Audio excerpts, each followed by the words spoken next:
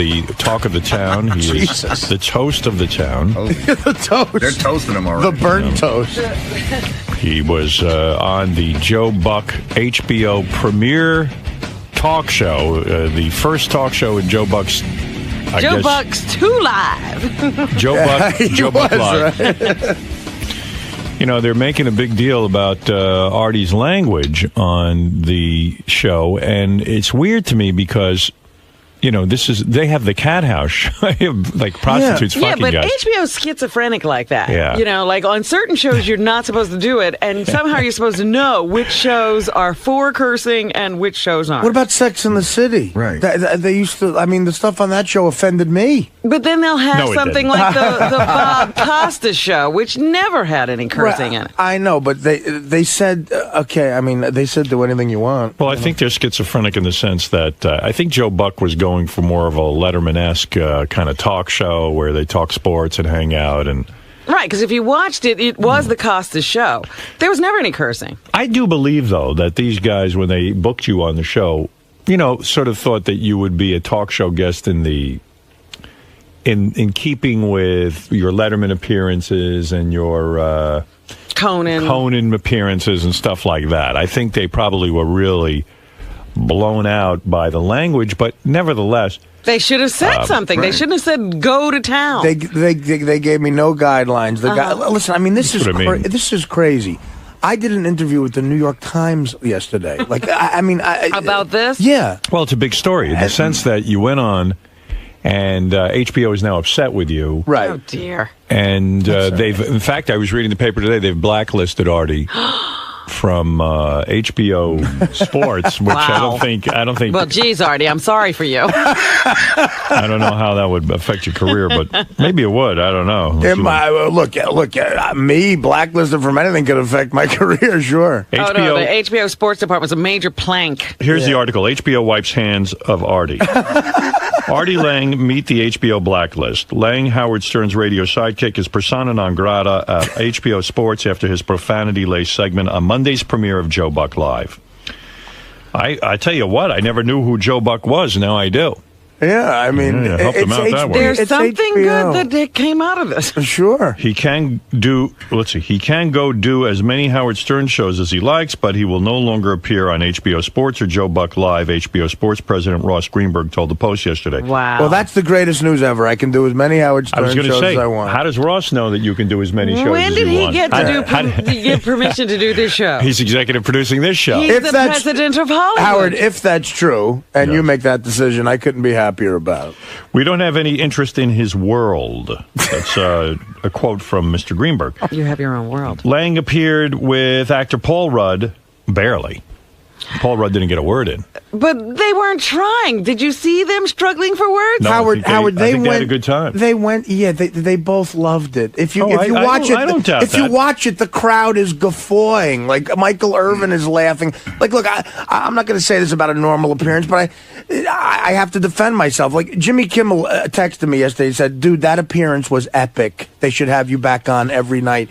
Like, you should be his sidekick. Somebody said to me there should be the Artie and Joe Buck show. Yeah, I mean, so Ross Greenberg has, I mention him a lot in this New York Times. I don't know if the New York Times thing ran at all, but he sounds like a moron. He gave me no guidelines, and he knows what I do. He read my book. He saw my stand-up. Can someone explain to him why I wouldn't do what I did on Letterman? It's CBS, it's Letterman, and quite frankly, I have a lot more respect comedically for David Letterman than I do Joe Buck. Lange, discussing his appearance on yesterday's Howard Stern show, said Greenberg told him to go nuts if the discussion flagged. So go fuck yourself. I don't care how important you are in the business, Lange said to Greenberg. That's regrettable, Greenberg fired back. I said to him prior to the show that we need your energy if things get boring. He misconstrued that. I didn't mean that we needed this, which was a far cry from energetic. It was a mean-spirited, vitriolic diatribe with guttural language. Howard, take away the first thing I said, okay? Right. And which was just a crazy joke. That is the first time the audience reacted to anything, okay? Right. And the kid Jason next to me started whooping it up afterwards. Whoa, and the place went nuts. Then after that, it really was just me and Joe ribbing each other. and I told a story about his father. And I mean, that was really, that's what I did. And everything killed. I mean, But look, I don't care if I'm ever on HBO ever again. Right. This is the show that sells tickets to there's guys who have HBO stand-up specials that open for me on the road. I mean, that's the truth, because I'm on the Stern Show. I mean, I don't care, Ross. I really just don't care. All right. Let's see. So Artie, who ever since he got off heroin is very energetic, appeared on a bunch of shows. He is Mr. Energy. No, Tim Sabian called me and asked me to call into Chris Russo. I wouldn't have done that. Well, you can do sports with Chris. Yeah, right. and I heard that, by the way. You heard it, Fred? Oh, yeah, I heard that, by the way. He's not your friend. Yeah, I know. I mean, Russo was, he was doing... I didn't think Russo was... I thought you might have overreacted to Russo, and I'll tell you why. I definitely think so, listening. too. I haven't heard the whole thing. We'll play it now. He thought you weren't funny. So you say, well, some people think I'm funny, and some people don't. Okay, he had an issue with the language, too, and I just explained that I said, well, look, but Chris... you got so angry with Chris, it was like saying, who cares what Chris thinks, whether you're funny or not? Just be like, you know what? I thought I did well. That's the only person I am. Well, I was told that he was bashing me for a while. Well, that's what I was told. Tim said, you got to call in... Tim wanted you to react to what was being said. Tim asked you to call in. And then Artie slammed this guy, Mike Francesco. Turns out Mike was defending Artie. You were crap. on fire. Oh, dear. Well, I've been wanting to slam Francesco for a while. He gave me a bad tip on a couple of college games here. Well, that's very understandable. So, anyway, let me play you the Artie. What was Artie busy with yesterday? Yeah, page. how many shows yesterday? I'm going to get you a bunch of clips here. What page is that again, Gary? The Artie page. Artie has his own page. JD page 1. Okay. All right. Here's Artie versus Mad Dog. What about that first clip? Can I pass on that one and just get right to pass on the first clip. Okay. Here's Artie versus Mad Dog. The two of them going at it yesterday. People guffawed laughing. They don't laugh. They laugh politely if they have to. People were barreled over laughing. Watch the fucking tape. Artie,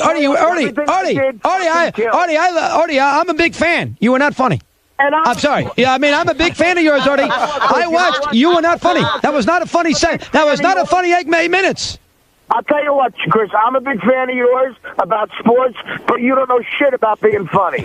When you're funny, it's funny when... Artie, I'm not trying to be funny. You tried to be funny, and you weren't funny. Exactly. I was trying to be funny, and I was funny. Howard Stern thought I was funny. We all know. I got texts from people I barely know. Jimmy Kimmel sent me a text saying that appearance was epic. It was the best thing I've ever seen. It was hilarious, and they're going to have you back. Every funny person I know thought I was funny. I don't give a fuck about anybody else. Chris, I love Billy Crystal, Artie, Billy Crystal didn't think you're funny. And Billy Crystal's better than Jimmy. And Billy Crystal is bigger than Jimmy Kimmel. And Billy Crystal did not think you were funny. Billy Crystal, let me tell you about Billy Crystal. Billy Crystal hates Howard because Howard busts his chops. Billy Crystal's funny, but he's an uptight prick. He's a politically correct, uptight bastard. He's an egomaniac. We've sent out Stutter and John to ask him questions. We play a tape.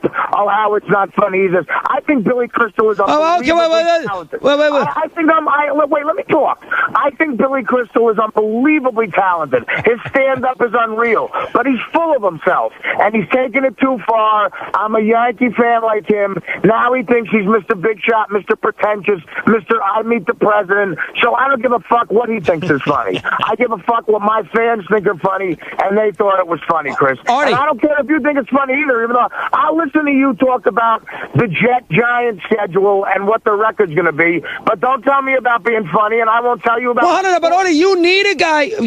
You tell me about sports. You're allowed. I mean, I don't say, well, hold on now, what does Artie know about sports? I don't say that. So why should you say that about me about why I can't judge a comedian? What, you're allowed to judge your sports and I can't judge a comedian? You're entitled to your opinion, but I don't respect your opinion about comedy. I tell you about sports, and a lot of times I'm wrong, and if you tell me I'm wrong, I'll believe it. Chris, I love you, man. You know I'm a huge fan of yours, but you're wrong about this. I was funny, and look at the audience. They guffaw. You can't judge. Michael, wait, Chris. Oh, hold on now. Let me get this straight. Let me get this straight. I'm not allowed to judge your comedic value, but Michael Irvin can. Is that the way it's supposed to work? I can't judge it, but if Michael Irvin laughs, you must be funny. Michael Irvin doesn't know anything. Chris, you could judge whatever you want. And Michael Irvin could judge whatever you want. I don't give a fuck about it either way. I'm just saying one's right and one. Well, hold on. You brought up Michael Irvin 4 times and he thought it was funny. Well, why should Michael Irvin be able to judge it? I can't. That doesn't work.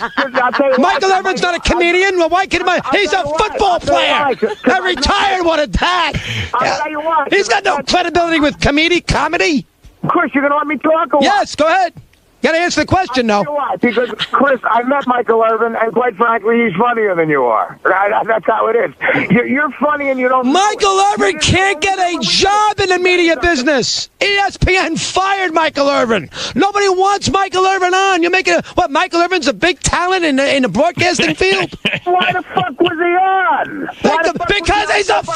Because he's a Hall of Fame wide receiver, Artie. You think he's on because he's funny? And I'm on Joe Buck Live because I'm on a Hall of Fame radio show. How'd that sound, motherfucker? Well, that's different, Artie. We're not talking about... Forget Stern. We're talking about your appearance as far as humor is concerned and about language and about all those things. How about going on, Buck, last night and use better language and not make everybody cringe in America? And being boring and nobody cares. Would you be talking to me right now if I went on and talked like Carol Burnett for fucking an hour or some other fucking jerk off you think is funny like Bob Hope? You're talking to me right now because of what I did. Is Bob Uecker funny? Is Bob Uecker funny? Yeah, Bob Uecker funny? I think Bob Uecker's hilarious. Okay, does Bob Uecker use bad language? Off the air. No. In his jokes, does he use bad language, Artie? The answer is no. What the hell is he talking about? Chris, you're caught up in the 1940s, brother. I'm a Richard Pryor fan. I'm a George Carlin fan. I love Sam Kinison. I love guys who were on the edge. You don't. It's a difference. Howard Stern. And don't bullshit me, man. I used to listen to you and Mike and Mad Dog, and you guys would always talk when you were kissing Imus's fucking old ass. You would go, oh, Howard works blue. I don't work blue. I grew up listening to Howard, man. I work blue. And Joe Buck knew that, and he got it, and the fans fucking loved it. And today, people are talking about his show because of it. The one thing I don't understand, maybe you know this and clear it up, Artie. When did Billy Crystal comment on Artie's appearance? I don't know. Never. Russo seems to be aware of something no one else. Maybe they had a personal conversation. Are they close, Billy Crystal and Mad Dog? I have no idea. Howard. That is so funny. Howard, listen. I got more, by the way. I know, but listen, I am a fan of Russo because he's real. He's really a geek. I mentioned Norm Macdonald to him, and he said, the guy on Cheers, Norm. No. You know what I mean? So he doesn't know anything about outside of sports or modern day stuff. It wasn't his cup of tea. Right, exactly. But he was yelling at me too, Howard. I mean, I was yelling back. Michael Irvin thought it was funny. He did. That was fun. Chris is a funny guy. He is funny. When he starts yelling, he's just funny. I love when two guys argue over whether they were funny or not. It's the best. I mean, I've gotten caught up in that crap. Was the best. He's a football player. Yeah. Well, listen, I mean, exactly. Well, whoever's in the audience, when you're a comic, you're just happy anyone's laughing, man, you know. It seems like you're getting caught up lately in a lot of fights with people, a lot of agitation. I'm worried about you, honestly. Honestly, Howard, I'm fine. I really am. But people are fucking with me.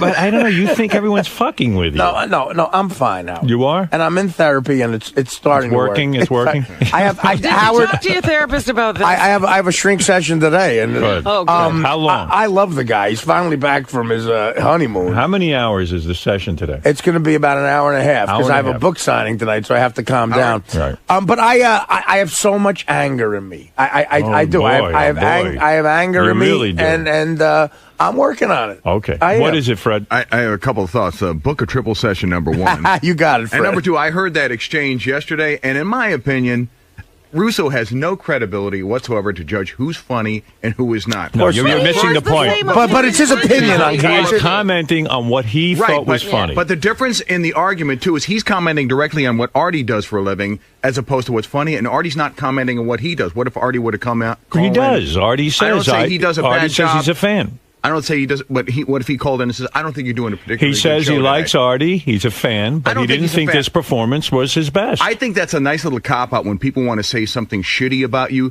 They preamble it with, I agree. You know, I'm a fan, but... He sounds like that guy, Mark Krisky. Look, Howard, I he was gave his on... opinion. Right. Quite frankly, who cares what Mad Dog's opinion I agree with is? it, but Artie did his thing. I just want to say one thing. Also, his opinion is colored because his favorite comedian is Carol O'Connor. Yeah. And that's not even a joke. Well, I mean, Carol O'Connor is a great And the actor, second but point- exactly, he doesn't know what he's talking And the about. second point, I Yeah. listened long after Artie had his meltdown on the air, and he admitted, I believe he admitted he didn't even see it. Oh, so then how could he comment? You know what? That's the beauty of He Chris. did not see the show. Mad Dog didn't see the. He did not Did he watch see. the performance on YouTube or something? No, he maybe not. He either watched it on YouTube or he heard the tapes. Or Billy Crystal called He him. did He heard not see the show. Billy And Crystal called him from the movie and Chris, set. I'll apologize ahead of time, but I believe it was about maybe a half hour, an hour afterwards. You admitted you didn't see the show. I just like that Billy Crystal is discussing this with Mad Dog. It would have been nice if Billy Crystal could have said it in his own words. Hey, Howard. Yes.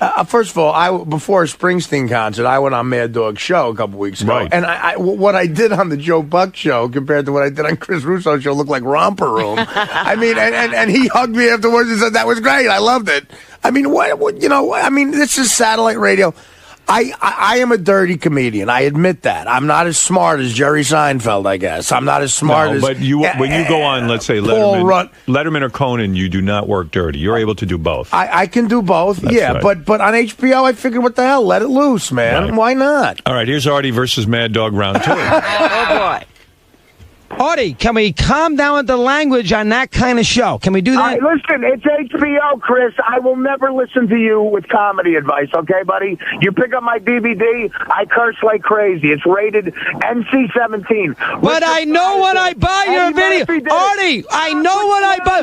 I'm not going to your fucking kid's 8th birthday party. Well, what am I supposed to do? Turn off HBO? I know if I buy your video, I know what I'm getting. I know when I sit there and buy your book, I know what I'm getting. It's HBO. Artie Lange on HBO. What do you think? You're going to hear me through a psalm from the Bible? You got to be... Are you that stupid? You can't calm down. Artie, you can't calm down. Artie, you can't calm down a little bit?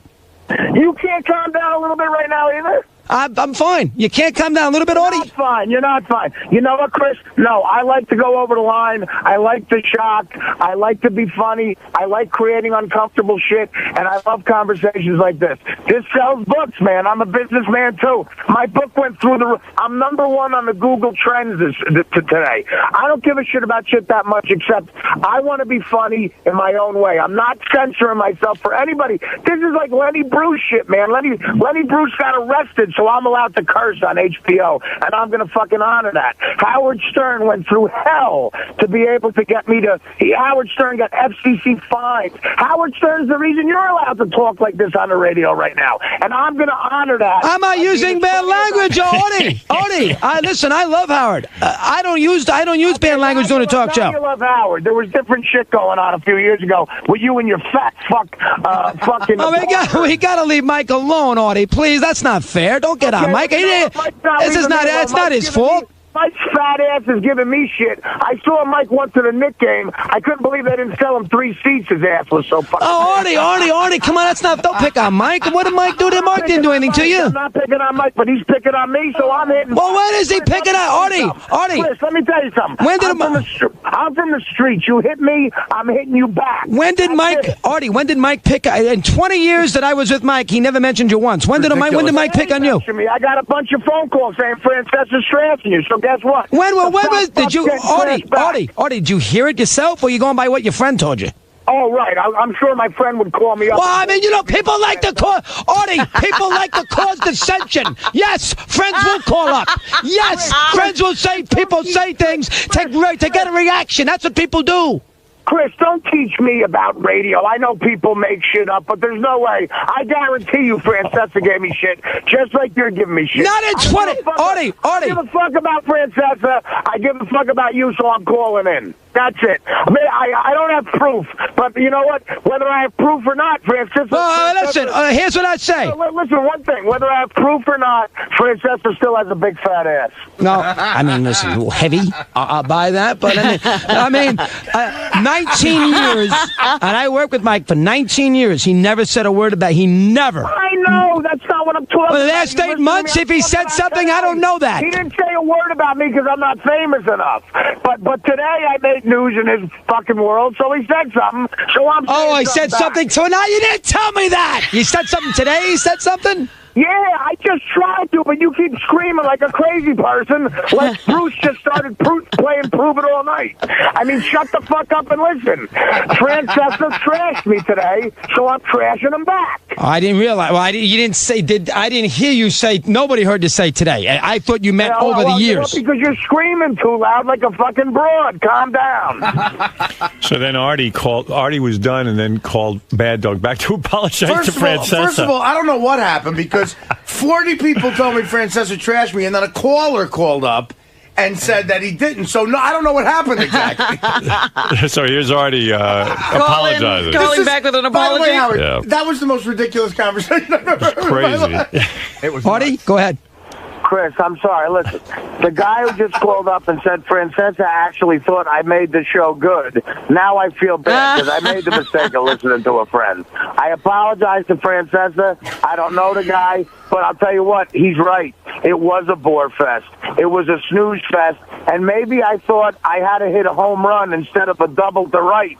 So maybe I turned it up a notch. And again, this is where people are wrong. I didn't call Buck a cocksucker. That's not what I did. I would never do that. I made a joke about a website. I would never call him a cocksucker, all right? It's a difference of opinion. I'm sorry to Francesca, but Francesca's right, Chris. It was a bore fest until I started talking. And I'll tell you what, I don't think I'm Richard Pryor. I know I'm not that good, but I do what I do, and I'm trying to make a living. I went on there and I did it, and a lot of people who I respect, including Howard and Howard's honest, man. If Howard thought I sucked, he would say I sucked. Howard didn't even see it, right? Howard saw it and listened to it, of course. He saw it live, or did he see it after the show was on? No, he saw it afterwards. But he watched it. He watched the whole thing. And look at it. Chris, look at it. Buck is laughing when I'm doing his father. They cut to the audience. They're not laughing in a fake way. Michael Irvin's now. Both of the kids next to me are laughing, Chris. I know you don't like it, but look, we have a difference in opinion. I apologize to Mike. I did what I had to do. I'm trying to make a living here, brother. I'm trying to avoid becoming a longshoreman again. And I tell you what, I'll keep doing it if it sells books, but not just because of that, because it's true to whatever. You want to call me an artist? I don't think I am, but I'm true to this the way Richard Pryor was true to his honest comedy. I will always do this, and I'll always listen to you, Russo. I won't bother you again. I love you. I'm going to keep listening. Right. Thanks for taking my call. Artie feels bad now.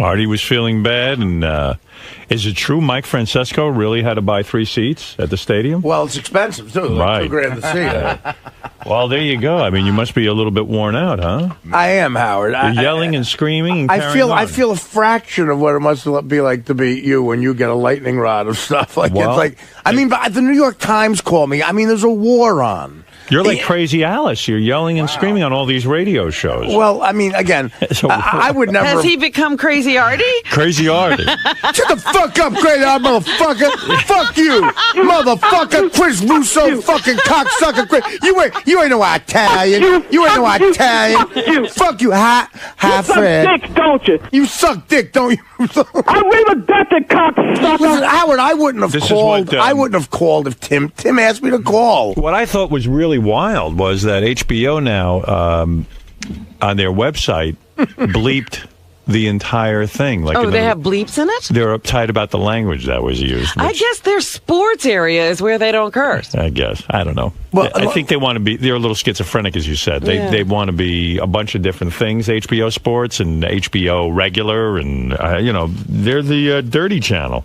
Here's the crazy thing, Howard, and I've said this before on the air. I am such a fan of HBO Sports. Their documentaries, Thrill in Manila, like they are. Liev Schreiber does all of the narration. They did a thing about the Oakland A's and the Raiders in the '70s. It's one of my favorite things ever. I own it. I love HBO Sports. I love Bob Costas. They don't love you. But they don't love me. So there's a lot of people I love who don't love me, by the way. Right. But anyway, let me just say, and I told this to the New York Times last night. Here's exactly what Ross Greenberg said to me, okay? And I'll tell you what Joe Buck said to me, too. And there's witnesses to this. He said it in front of a few people. And he's not going to like this, and I don't agree with this, but this is what he said. He said, look, Art, with a big smile on his face. Ross Greenberg. Okay. With a big smile on his face, he comes up to me and he goes, listen, man, if these two guys get boring, you go in there and put in some energy, and you're the cleanup guy, Right. and he said, if these two guys get boring, Right. And Paul Rudd, who is a talented guy, and Greenberg claims that what he meant by I didn't say go some- nuts. Right. I said go nuts. That was right. He didn't say go nuts. He said Give if it these some two guys energy. give him some energy. Now Joe Buck in the green room in front of a bunch of people said to me, "Listen, give it to me, man. Let me have it." Oh, yeah? Yeah, he said. okay. He said, "Let me have it, man. That's what this is Like about." roast him, kind of. Yeah, well, no, he just said, "Let me have it." I don't know what I mean. And so, if you say that to me on HBO, what does he think's going to happen? I don't know. I guess you're right. The first thing was a little strong, but then I made. I told a touching story about how much I love this All father. right. Well, listen, you. Everybody forgot that, Artie. I know. That's right, Art. I was reading a guy named Tommy Craig's column in I think this is from Miami, but I don't know. I don't know where he writes a column, and he said that he thought that Joe Buck's phony outrage over Joe Buck's show is ridiculous, that having Artie on He invited Artie. He invited Artie. Artie was wild, and that's what they could have expected. And Joe Buck now distancing himself from his own show is sort of a wild thing in itself, that this is your show, and you kind of wanted this, and now you're conveniently saying you didn't want it. HBO took Artie's appearance off of YouTube, and they had it removed. YouTube? Yeah, off of YouTube because they had it removed. I didn't hear the rest of these, though. There's a couple other shows, I guess, that commented on Artie. This is the Dan Patrick radio show from here at Sirius, I guess. Well, I guess that, Gary's happy because they stopped talking about the pitch. Yeah. Well, at least I did something manly. No, I was offensive. Before we dive into Brett Favre's appearance last night on the Joe Buck show, the Joe Buck / Artie Lange show on HBO. It's a good show, the Favre, and then the nice piece on David Wright, and then that great segment with Paul Rudd, who's hysterical, and Artie Lange, and some guy. Paul Rudd wasn't hysterical. Well, he only there? had 2 words. Paul Rudd was there? Yeah, I think no he idea. said, "Hi, Joe," and that was it. It was a hijacking last night. Yes, it was. Brutal. Yes, it was. Brutal but transfixing TV. I was not turning the channel. There's no doubt about that, but I've never felt more uncomfortable or sorry for a host in my entire life. But what do you expect with Artie Lange? This is a comedian with Howard Stern, and Artie's off heroin, and if you listen to the show, Artie never shuts up anymore. He's got 1,000 things to say, and I think he probably got on and said, "Hey, you know what? This is kind of boring here. Let me liven this up." Exactly. He pulled a Howard, like when Howard did that to Arsenio Hall, and he's done it to other places. But they went to him, and the first thing he said to Joe Buck, I can't even come close to repeating on the air, but poor Joe looked like, I don't even know how to explain it. I mean, he was shell-shocked. Yeah, I think that and probably had his family there. That's a big thing. It's his first show. It's HBO. He wants to get into the entertainment field. And I can host one of these shows. And Some producer in the back room in the early planning was like, you know what? Why don't we go a little crazy? Let's get a guy a little risque. How about Artie Lange? That Artie Lange, I hear all the kids like him. Yeah, it'll be great. he's edgy. Yeah, that'll be good. But I think what he made the mistake of maybe waking Artie up a little bit. And he started to give him a little bit of grief. As a host, you got to be careful if you're going to pick your battles with a comedian, a stand-up comedian who's just going to fire back. I mean, Artie's used to doing this every single day of his life. And I think that's where Joe found out, especially the websites that Joe apparently goes. Joe's 10 and 15-year-old sons, by the way, were in the audience. Oh, dear. I wasn't told that. Oh, dear. Why would that have mattered? Well, you know what? You know Maybe. what? They're a little less innocent today. Artie Lange, you would have thought that he went on kicking and screaming, like he didn't want to go on the show. That's the feeling I got. It's like, I don't want to be here, and I'm just going to start taking shots. I'm bored. I'm going to start taking shots. And the funniest part was he just says some really off-color stuff for about 2 minutes, and he goes, but, Joe, I love your father. He's a great broadcaster, one of the best, old school guy, didn't take any BS, and starts complimenting his father, but still throwing in swear words as he's complimenting him. I thought it was Joey Buttafuoco when I first tuned in. I did. I saw Artie. I went, it's Artie. I thought it was Joey Buttafuoco there. Oh. Hey, Marie, you're on the air in El Paso. Hi, Howard. Hi. I love you. Love you. I just wanted to say, Artie, because I was a big Jackie fan, and so Artie's kind of humor, it's always been something that I don't really get or I don't really understand, but it's always kind of been like he's not really himself, and I think it was the drugs. And I've been in rehab. I've just been out of rehab for like a month. And I know exactly what he's going through because, like, I'm now myself, like being a bitch and, like, shouting at people. And you know what I mean? You're being yourself, Artie. And that's what I really, really appreciate about your humor now, is that you're being honest.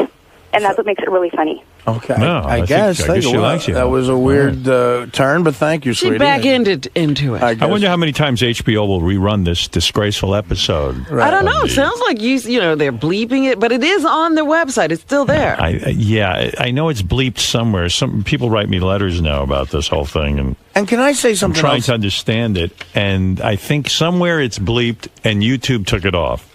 That's what I know. I don't know why YouTube would take it off, but they don't take anything off. HBO had it removed from YouTube somehow. They don't want people seeing the unbleeped version. Yeah. One other thing about my intent, I was excited to be invited to that. That's a big deal for me. And a live HBO. It is for an HBO. I mean, I got a book out. It's an HBO show. Brett Favre and Michael Irvin are Hall of Fame guys. Favre will be. And, I didn't go there to do anything but try to make the show good and be funny. Joe Buck was very nice to me. He's a big fan of this show, and I didn't go on and try to hijack anything. What was it like after you, when you were leaving? Did he shake your hand? He shook my hand and said, "Great job, man. That was great." And you weren't ushered out by cops or anything like that. I mean, look, every one of the crew guys hugged me and said that was the greatest thing ever. I mean, Joe Buck himself. What did Greenberg do? I didn't see Greenberg on the way out. I mean, I had to get up in the morning, so I left. Right. I mean, I didn't know I had to stay an extra half hour for the internet thing. I mean, I had to get up in the morning, but I stayed. And again, I would never say this except to defend myself. But if you got Paul Rudd and Jason on the phone, the two guys. They thought it was funny. Who were with me. Yes. Paul looked at me and said, "Do you realize how amazing what you just did was?" Well, maybe we'll try to get this going. We'll try to call Paul Rudd. I believe Artie. I don't think I need to call Paul Rudd. You don't? I believe I would like to hear everybody's take on this. You need to hear it all. Marianne, why don't we have everyone in the world call it? Marianne from Brooklyn, you're on the air. Artie, don't you have anything better to do than call a lame radio show? What do you mean? He's promoting a book. He's calling Mike and all these shows. No, he called Mad Dog because Mad Dog to promote his book. Tim asked him to do it. Oh, but Howard, can I ask you something? Do you think that Artie using your name like Howard said it throughout this whole thing, are you upset about that, or it doesn't really matter to you? No, Artie works with me, and he's quoting things that I said. I said I thought it was funny. No, I'm talking about on the shows, like he says, Artie's my boss, and Howard's my boss, and I'm only going to listen to Howard, and I only listen to the great Howard. That's what he keeps saying, almost like you're his father figure, and he's got to put it out there like you have to protect him. No, I think it's a way of him saying that he works with me and respects my opinion. Well, that's nice. I have to say one more thing. It's not such a big deal, Artie. Life goes on, you know what? And you should just, chill out because you're trying to be in, rehab and stuff. So everybody does have a life, so we should all move on. Love you, Howard. All right, Marianne. I am chill. I'm very calm. This is. I've been a lot in the internet and stuff, and it seems like that man you're talking about, he said that he really wanted to kick you off, but because he promoted it so much, he wasn't going to do that, and that you were supposed to give energy and not that kind of raunchy, crazy behavior, because I think the reason... All right, very interesting. David, go ahead. You're on in Toronto. I just want to tell Artie, he's like a road that's been paved twice. Retard. You are less Italian than you are funny. I think you should concentrate on that. And the title of your new book, if you understand Italian, should be Chop Book. It means fat little fuck. Well, not an Artie fan. I don't understand what he said. Sounds more said. like... I think this is Mr. Greenberg on the phone. He did a great joke. You hear him? A paved road, retard. Retard. Yeah, no, that was a good one. That's funny, man. Can I use that one? Howard's my boss. Yeah, you right. can use that one. Thanks, buddy. You can use that one, and maybe you'll get a laugh. Right. I never get laughs. People laugh because I never get laughs. Doesn't mean you're funny. Oh, okay. What would mean you're funny? People not laughing? No, it would mean people laughing because you said something that was actually humorous, not belligerent. People laugh out of being that's uncomfortable a lot of your detractors are saying you've become very angry and belligerent. Oh, okay. That you used to be sweet Artie, and now you're vicious Artie. Okay, well, I thought that the Joe Buck thing was entertaining. Now, I don't know. I don't even believe everyone's carrying on like this. I can't believe it was either. Very controversial. We had no idea that they would be debating this all over everybody's ears. Listen, if I was on there with Barack Obama, I would not have said what I said. Okay, You said it was a setting where you felt comfortable enough to do your thing. Exactly. All right. I'm sorry, guys. Now, were you excited by all this, or were you upset by it? What happened yesterday in your life? Were you turned on by all of the attention, or were you turned off to this? I have to admit, Howard, I was turned on by it. You liked it. Yeah. You liked all the attention. It's exciting. I mean, did Team Lange come together and say this was a good thing? I haven't met Team Lange. Did you discuss this with your agent? Did you discuss it? They with all think it's great. They yeah, like that's it. what I was talking about. Because That's Team Lange. the book apparently doing well. Went through the roof. So that's what you want. Yeah. The So book, you got what you needed. Well, I mean, it's publicity, Right. And so you weren't having any sort of second thoughts about it, doubts? No. You feel good about your appearance there, and Howard, listen, all I can go by is I've done a lot of talk shows, okay? Right. And I've done 1,000 of these shows and whatever, and I've done a lot of things in front of an audience. I thought it was great. Right. So that's all you have to worry about. I've been on yourself? and I've been on before, and I've thought I've been bad too. Why defend yourself? That's what you've got to do in therapy. You got to say, listen, I thought it was great. That's what I did. I stand by it. Well, that's it. People are. Don't get affected by everyone's opinion. I'm not affected by it. Good. Really, I'm sort of just sitting here. And people are coming to me. People called me. Tim called me and asked me to call Russo. I look, and everyone gets into this business because you want attention, and of course, I was turned on by. I was glad to hear you say you were a narcissist. I think your numbers would be higher this week than mine. I'm a narcissist. Absolutely. He might be higher than you. Yeah, you might be a little above a 34. Right. Robin, look, anyone who gets into comedy, think about what a comedian says to the rest of the world. Look, guys, I don't only think I'm interesting and funny. I think people will pay to fucking hear me. I mean, of course I'm a narcissist. But I was going to ask you something. You would never go to your therapist to evaluate a performance, would you? No, I wouldn't. But I might go to my therapist to understand why I'd care so much. Right. I see. Okay. Right. In other words, when I go into therapy, I have had issues where I care what everyone thinks. Mm-hmm. And we get into that. Why care about... that's a different issue. I thought you were saying maybe you should talk to your therapist about, whether this was funny or not. And that's not what you're going to do. No, I think Artie needs to deal in therapy with a lot of issues. This isn't one of them. Right. What would he be talking about in relation to this, though? His anger, he is lashing out at anyone who criticizes him, which is understandable. Mm-hmm. But the anger is so off the wall. Right. Well, you know what? It's crazy that it's making his life like a little bit unlivable. And I would guess, if I may play shrink here, that all of this excitement, all of this fighting with everyone, all of this turmoil is keeping Artie from really getting to the things that bother him. Absolutely. Yeah. Well, he's keeping himself busy. You're 100% correct. Right. Something about that, though. I remember going through an anger phase. Yes, I remember that in phase. the few months that I did therapy. Yeah. And then cured yourself. Before I quit. Right. Before you declared you were cured. Yes. And that's one thing that happens. A lot of your unexpressed anger just rises to the surface, and it is a little bit uncontrollable at the beginning. Oh, it's horrible. And what is that famous quote by Richard Nixon, like, your enemies only win if you get mad, because then you destroy yourself. You know?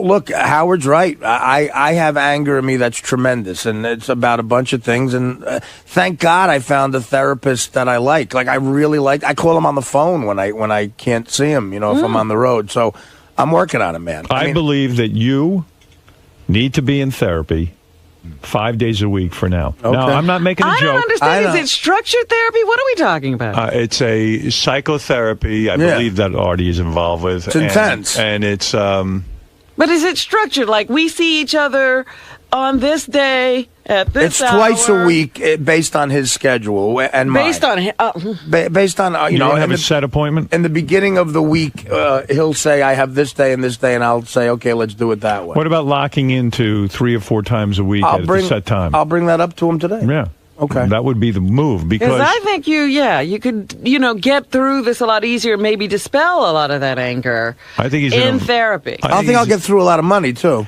Well, that, too. We can run through that. You're right. No, getting better does cost money. If I could tell you, investment in you, if I could tell you what I spent on heroin, it pales in comparison. Way less. What'd you spend a week on heroin? Would you say? I mean, it's no exact number, I'm sure. A week? When you really were at your worst. At my worst? Yeah. Well, I read once that that Yoko Ono and John Lennon in the 70s were spending $5,000 a week on heroin. In the and 70s. that was the 70s. Yeah, and I think, but you see, here's the thing. I was having it delivered because I was afraid to be seen going. So there's a surcharge? Well, absolutely. It's like McDonald's. If they could deliver it to your house, they have to charge you something. And these Pizza were Hut, these were guys that I would overpay because I was afraid. I don't want them mad at all. You know. And I'll give you the most I ever spent in 1 week. Go ahead. Probably. You know what? I don't want to say it. I don't want to say it. Not because there's a bunch of issues here. Oh. By the way, I mean, how often do you have to have it delivered? About twice a day. No, Is that true? No. A couple times a week. Right. Yeah. How long does the delivery person hang out? Do they just deliver and then leave? Like you don't have to hang with them. hang out with them?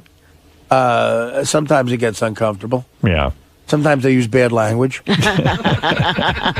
Sometimes Ross Greenberg will say, look, you're Artie's heroin dealer. If it gets boring, try to mix it up a little bit. And they completely misread him. Does the delivery person ever, like, once in a while, like, hand you the bag and then, like, pull it away real quick and, like, just fuck with you? No, they don't want to. They want the money, so, They don't want to tease you with it? That doesn't happen. You're not in any mood to pull back the money, are you? No, I'm not. So when somebody, maybe let's put it this way, see if you can answer this.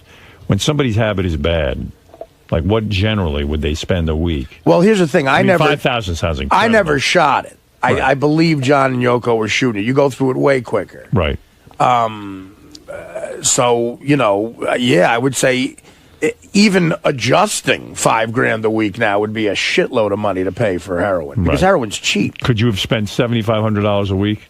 No. No, not that He's much. saying he didn't go that way. No, he didn't go that way. It's cheaper. Well, it's like I never smoked cocaine either. Right. For some reason, I had these levels, and I was at parties where there was times you were afraid to go that. Yeah, because I would have level. lived in that bottle, and I was at parties where I was handed a pipe,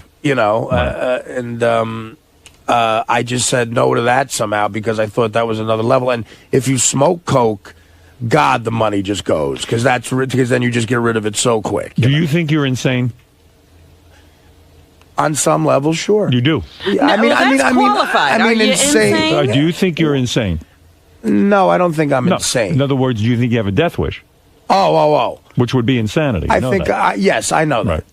I think at one time I might have, but not anymore. All right, good. All right, well, that's good to hear. Well, listen, Howard, I tried to commit suicide. Right. So are you insane? No, I think I was at one point, but I'm not. Now you're listen, I'm not trying to be wah here, but the pain that I went through, the darkness of seeing my father the way he was, was so traumatizing to me. And my father asked me to kill him once a week. Right. And he was my best friend, and we did everything together. And when we played catch, my hand would hurt from how hard he threw the ball. And the last 4 years of his life, I had to wipe his nose. And it just it really was something I couldn't get out of my head. And I never went to therapy for it. And my mother always looked tired. She would set her while working. Let me ask you a question. Okay, go ahead. I'm just trying to answer Your father. No, I hear you. Your father exhibited a lot of bad behavior. Yes. You described a story that I thought was almost too outrageous to believe that he would, install, phony cable. But never did drugs or Right. drank or anything, Right. which is weird. And he never gambled. It was weird. Do you think a lot of your outrageous behavior is an attempt to be like your dad? Absolutely. It is. 1,000. Because you admire him so much that all of his negative behaviors you think are good. You could not be more correct. My father would tell me stories about how he used to fool around in school and get in trouble. And that absolutely made me want to do that. So you Well, think, wait a minute. So We you were think that on- being a real man is behaving outrageously or Probably. badly? Well, no, not bad. But you see, because in a lot of ways, I'm a good man, Howard. No, I'm not accusing you of being a bad man. You're a good-hearted guy. Yeah, but do you think outrageous and bad behavior Is manly? is manly? Sure, in a way there is, but I'm older now. I used to think that. I realize now, of course. I mean, listen, the stuff I do on an HBO No, I'm not show. talking about, forget HBO. Right? Okay. I'm not talking about HBO. I'm talking about You're the talking about his heroin. life, Talking yeah. about your life. I'm talking about doing outrageous things. That stuff that you don't even talk I about think here. I think I'm mature enough now to realize that that's wrong. But for a long time, I thought that was what a man was. Mm-hmm. Absolutely. Let me ask you something, though, because we were on the conversation about insanity. Right. And insanity is not regulatable. That's right. Okay? You can't control. That's what insanity But is. that's why I asked the question, because insanity means you're insane. It means, in other It words, means you there's don't no, have a choice. The only way that you can recover from it, if you want to call it a recovery, is to be medicated.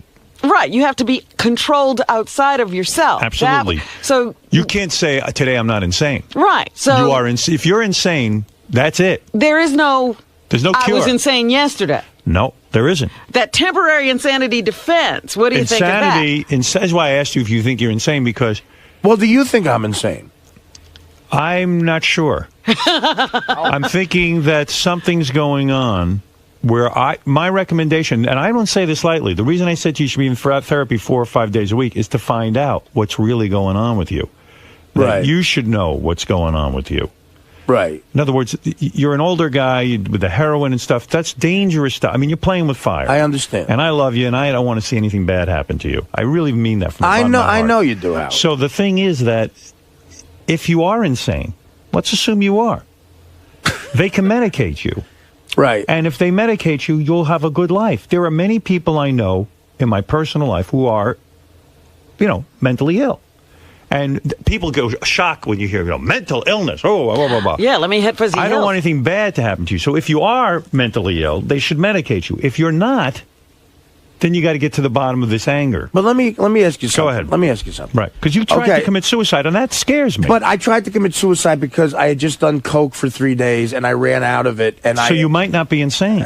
I don't think I am. But taking coke for 3 days is insane. I know. But so everyone who does coke for 3 days, there's a lot of people who do that. I mean, and they're not all insane. I don't think I'm insane. I don't think I'm insane. Artie, sometimes the drug taking is an attempt at self-medicating because of course it of is. insanity. That's what I'm saying. Well, all right. That could be behind the drug use. But okay, and that's it could be. I'm completely not a doctor. understandable. Yeah, I don't know. I understand that. Right. But I'm not on any medication right now. Right. And for a couple of weeks on the show, I really was out of my mind, ruining interviews and shit. Right. And do you feel I've made an adjustment there? No. No? No. You've made some adjustment, but not Well, really. some adjustment. Not really. No. I don't think so. But some adjustment. Some. Right. Right. So I think you're having a hard time controlling yourself. I'm going towards the. Yeah. I think you're doing better. I just think that what I'm worried about. That's on my own. So, and I'm going to keep and listen. I will keep trying to do that. There's something going on though that concerns me. That in doing your own rehab, I think you're going through a tremendous difficulty right now. You came off heroin, which Right. I applaud you, and I think is unbelievable. I mean, an amazing feat, because anyone who understands addiction, that ain't easy. Oh, no. This is the hardest thing you're going through. It's not just the drug. And I don't think you even know inside of you how, forget the physical addiction, Right. the psychological addiction. That emptiness now, that void that isn't filled, has to be filled some other way. Well, it's the Charlie Parker quote. They can get it out of your blood, but they can't get it out of your brain. Right. When you're But an not only addictive person. that, whatever you were taking it for, you're now subject to having to control right. or You're face. feeling things. Absolutely. Thoughts are creeping in that Absolutely. the heroin would dampen. In a way, you were medicating whatever it is that's bugging you, whether it is insanity, whether it's just the death of your father, whether it's the combination of everything that goes on in the pressures of your life. Whatever's going on now, you're starting to feel. Right. And I think that's a hell of a thing to have to go through on your own. I know I have trouble negotiating my feelings. That's why I'm there 3 days a week. I can't imagine what it's like for you coming off heroin. That's why I'm saying. Well, I am going. I'm going, and it's 2 days a week now. But I'll tell the guy I want more. I believe you, Howard. I'm telling you. I think that I'm worried because, listen, you're a dear friend. But aside from working with you, forget the work. I'm talking about you're a good-hearted human being and a good man and a funny guy and a talented guy. And I think that this is a lot of pressure you're going through right now. It is. I recognize that. Thank you. But you got to get assistance. I mean, you got to find out what's going on inside of you, because no one can do that on their own. Very few people, unless you're, so self-evolved that you can figure out what's going on. And I'm not. And I'm not either. So I'm not trying to set myself as an expert. And there are some people who it's just a drug thing, and they just get off the drugs, and they're fine. But if the drug was something to cover up something else. Sure it was. That's the hard part. Yeah. You see, let me tell you something. Well, this is why I enjoy therapy now, and it's working. Just this conversation makes me feel better. Right. It does, and I appreciate it. Right. Well, because people care about because it's with people I respect. Right. Okay, and I respect this guy a lot. Good. And God, is he a wise soul? And here's the other thing. You also tend to turn everybody into either they're the greatest or the worst. shittiest. All right. He's a man. I understand. He's got expertise in this area. Right. He's going to sit with you. Some days you're going to hate him. Some days you're going to love him. Right. But he knows what he's doing. I know the guy's credentials. Yes. Yeah, I was involved with that. I know the guy's address. He better know what he's doing. Right. He better, because there's a lot of money going on. Yeah, but as I said when you were first talking about it, it's a commitment you have to make to go through the rough patches and this lovely honeymoon. Right, this is a honeymoon going phase. on here. I went to my psychiatrist today. I said, I can't fucking stand this anymore. I don't want to be here. I want to get out. And by the end of the session, I felt great. So it was like, you're always going to have those feelings you want to get away from therapy. Right. I just say, look, who the hell knows what's going on? You've had a volatile past. The horror of your father, as you point out, and who knows what else went on there. You might have blocked out a lot of shit that you don't even know really what went on. Well, I mean, I can tell you for one thing, I was never abused in any way. I don't mean that. I'm not that saying does nothing. I mean, I know. I'm just saying. Me neither. I mean, look at us. Who's going to abuse us? No one's attracted to us. Abuse comes in many colors. Believe me, I wish someone would have abused No, I'm me. just At least saying. I someone just would have paid attention. and anybody can formulate an opinion on what you just said. I just want to make sure I was not abused. I'm not talking about abuse. Right, I understand. And you're right. If anything, my abuse was people ignored me because of the way that I was look. terrible for you. Right. I wish someone would have touched me inappropriately. I want to be abused. So anyway, listen. Right. This is a topic for off the air, but the fact of the matter is... So let's do it on. Let's do it on. No. What I'm saying so much is... better on. No, I appreciate even this episode with Joe Buck, right? While I believe it was, television for me, anything goes. I'm not uptight. But I have a feeling even this weighs on you more heavily than you even know. Mm-hmm. That this is a lot of attention all of a sudden. It is. And there's a lot of pressure in it. Even the way, like, you're trying to convince this sports guy Russo, that you were funny. Mad Dog. You're convincing the Mad Dog. You're caught I'm turning into the Mad. You're caught up in a lot here, and there's a lot going on top of which you're running around the country promoting this book, doing stand-up. It's a crazy month. And you just got off heroin. So... It's nuts. I'm saying this whole schedule sounds crazy to me. Everything about this sounds crazy to me. Right. Is what I'm saying to you. And, there's got to be time also to just sit down, relax, get in touch with your thoughts. You're right. And really focus on yourself. Yeah. I mean, I don't see that happening here. I see a lot of busyness to keep you busy, to keep you off of the heroin. Off of Artie. Yeah. Keep you away from it. Keep you off Artie, keep you off heroin, keep you off whatever the fuck it is. Right. There's a lot of running around. There's a lot of energy going on here.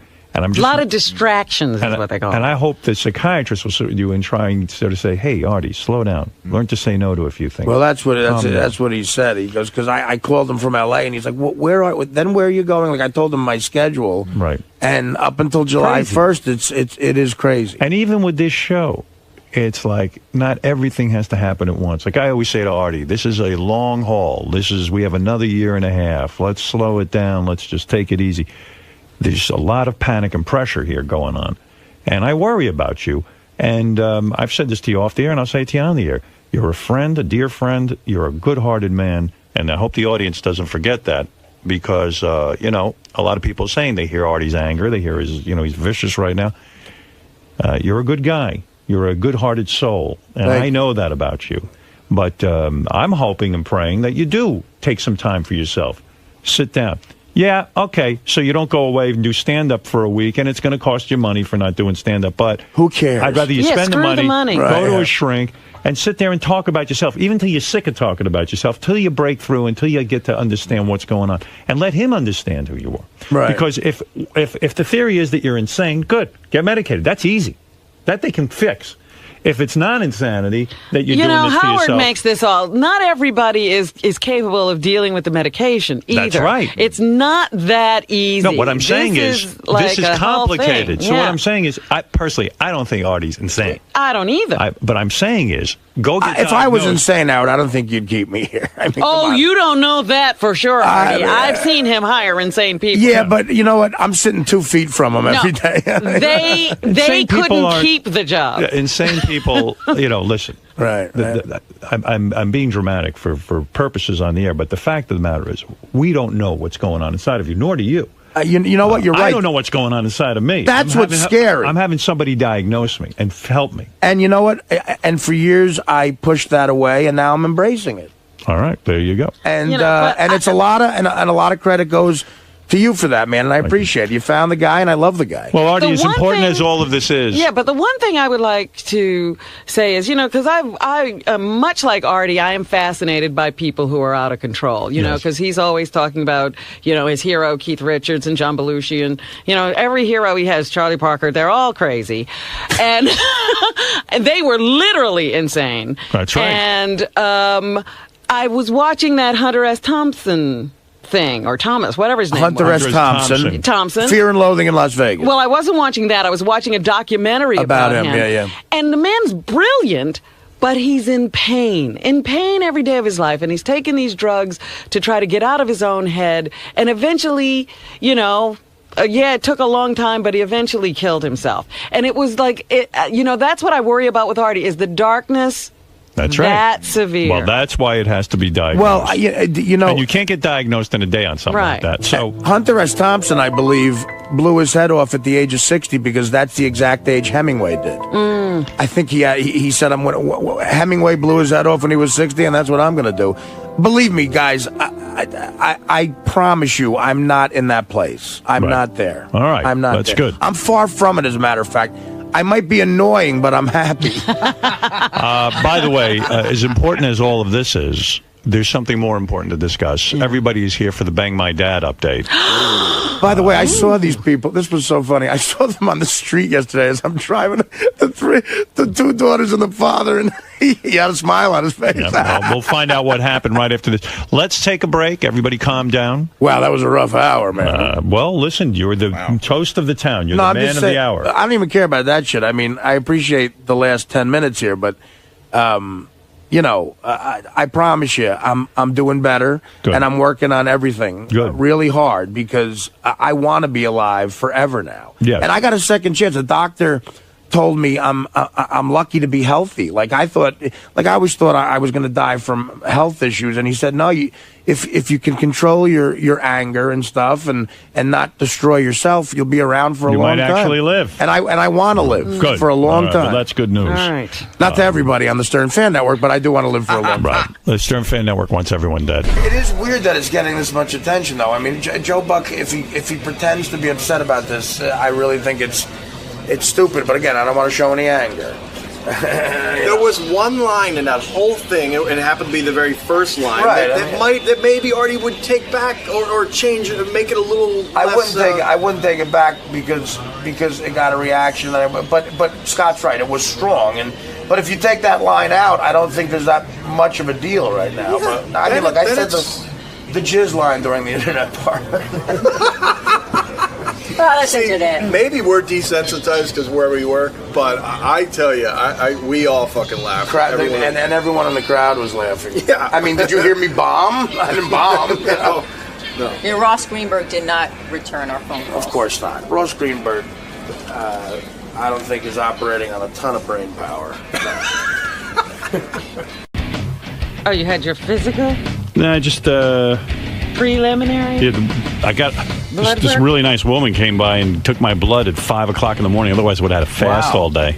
That's nice. Oh, my goodness. She came before you came to work? Yeah, no, she came to work here. Oh, my goodness. I gave her like a hug. I was like so grateful because otherwise you got to fast all day. And Yeah, I've done that before. Fasted during the show because I was Yeah. going to get blood work afterwards. no, this is the woman. I could turn you on to her. She comes over with a little kit, does the whole thing. What's that noise? That's my printer. I hate your printer. This is The printer's 1966. Rob, where's the printers? This is a professional broadcast operation. You know how many times I've had to cancel doctor's appointments because I blew a fast? I believe that. I don't think it's possible to fast. Highly plausible. Oh, yeah, like 4 times. I had to call, listen, I fucked up. I had a slice. You know, I'm really healthy, and I'm also like paranoid, and I go, wow, what if the woman hates me and she gives me a dirty needle and she kills me? And, No. I mean, I have all these weird thoughts of You know people what? doing That horrible is things the to me. last thought I'd have. Oh, my Because God. they open everything in front of you. Right. It's all sterilized. I was trying to watch, and I didn't see. You know, I am so filled with ugly thoughts. I can't even tell you I don't know what happened to me psychologically, and I've been spending the last 9 years trying to figure it out. But my immediate reaction is someone's going to come in and give me a dirty needle and give me HIV and kill me. And it's like, and then I have to sit and go, well, why would they want to do that? What did I do? And then I'm on trial. And then How could you seriously wonder where that comes from when all those tragic stories your parents Is that what it is? I see the world as a horrible, scary place where people do horrible and things. bad stuff happens to you and your family. I know, because my mother used to say, see, I got into that in my mother used to say, one of my philosophies as a mother is that I want my children to be fearless. And then meanwhile, but what my mom would do is she'd sit me down and go, your grandma Rose, her whole family was wiped out Oh, by the everybody Nazis. was dying back then. Right. So listen to this. This was my day. Honestly, a day didn't go by where this was the lineup. I swear to God, I'm not kidding. So this is why It I was think, like the greatest This hits. is your Penguins. but this is like I want to think I wasn't scared by all this, but I think this has shaped my view of the world. Absolutely. Because like this is from the time I was a little child. Your grandma Rose, her whole family was wiped out. The Nazis came, they killed her brother. She had a family of 9. Her parents, everyone. She hid in a basement. A woman took her in. Then, okay, that story would be over. Then I'd hear, your father got yellow fever. If they'd put him in a hospital, he would have died. His mother took him. She quarantined him at home. His skin was peeling off. And she sat there and she bathed him. If she had gone to the hospital, they would have killed him. The doctors would have killed him. Oh, and you wonder where these thoughts come from. Then the next story would be, my mother, I was 9 years old. They came and told me she died. I don't know what happened. She went into the hospital. I think they might have killed her. Well, that's exactly where it comes from. Right. Hospitals kill you. Right. Yeah. So you're getting a medical procedure. They're probably going to kill you. So the woman comes and I can't even, this is how bad I am in therapy. I can't put, like my therapist like, can you tie this all together? I go, no. I can't tie it together. Like, I don't take those stories. It's so outrageous. But Because you're too close you're to it. looking. No. It's No? not that he's too close. He's now evaluating them as an adult. Yes. He's not thinking of a little kid. Yeah, I can't do that. Hearing these stories, and you can't get in touch with that child and realize that he was terrified. Yes. I don't want to think of myself as a little kid, even to go back in therapy and think Right. about it. That's too scary. Yeah, but I must have shit my pants because even as an adult now, I'm like, oh my God, They're going to come and take blood and kill me. You well, can see that's how the little kid talking while you're not governing everything that's going on. And I get completely crazy. And I used to suffer a lot from OCD, and I'd start touching things so that I wouldn't die. Right. Because I always think the world is going to come and kill me. Well, that was your compensation way of dealing with it. Yeah, that's his defense mechanism. And whenever something horrible happens, I go, you see? I know you're a great you see person. Yeah. Everything. You never notice the things happening that are good. Right, exactly. That happen every day, 24 hours a day. But the one bad thing, you see? He was like air shows have been going on for 50 years. Right. The first accident last week is like, you see air shows? So who was the UC person in My your- mother. My father. It seems like your mom had a really big My influence. father shipped me off to relatives. And then I had one pair of underwear. And I never had a doll. That's hot. I never had a toy. Now, I don't remember my childhood, but I remember my mother's childhood. I could quote my mother's entire life. Well, because your childhood was focused on listening to her your mother. childhood. Right. Yeah, I we don't, see what your childhood I don't was. remember having a childhood. I remember my mother and father's childhood. But you see, you're afraid of hospitals. You can We see were- how people are raised, even how racist they're raised, because like some parents teach their kids like black people will kill you. Yeah. Well, yeah, And then it's you're an afraid of black indoctrination to a child that's like a sponge. They're Right. just soaking it in. They have no ability to say, that's a stupid thought, that's a good one. They just have to take it all. Like my father would be like, if I could have had the advantages you have, I didn't have a shoe. So it's like they were angry at you. Yeah. And For then- being and we born would- when you were being born instead of being happy for you. No, they were not happy. I for didn't me. have a shoe. And you would... Not having a shoe would piss me They off. kept You him go in to Roosevelt. school. I couldn't even. My parents wanted me to drop out of school. And you don't even go. You don't take it seriously. And I would have. I give you piano lessons. I would have killed someone for a piano lesson. I had two left shoes. I walked around in a circle. And then we had no food. And your grandfather. We would light fires in the street for heat. And then we had to move every month. We couldn't make the rent. I think that We that's need to why... eat our own hair. They used to call me Betty Circles. I'm bald because I had to eat my own hair. I made a meatloaf out of my hair. The world just sounded so horrible. Sometimes I would find some meat in my hair. I think they kept you in was a good Roosevelt day. in order to recreate the Depression for I you. swear to right. God. Yes, they were Holy trying to bring it Jesus. to you. I don't know why they, but I am so afraid You know of the what? world. Like the first thing I hear, I have to have blood, and I go, well, the person's going to kill me with a dirty needle. You know what you should do, Howard? I mean, Maybe it's, to it's just like, and I have such, it's so horrible, and it tortures me you over want and over. the reality, and maybe your parents should do this too if they haven't already. Do you ever go to the Tenement Museum on the Lower East Side? No, I don't Oh, need to they go. don't need I to grew go up in- there. No, I mean, I'll Artie, tell you. Artie, It is fascinatingly horrifying. My life. You would think I grew up in the tenements. Well, because my father brought every detail to life, and if my father didn't do a good job, my mother would then sit there and chant like a rabbi after school every day.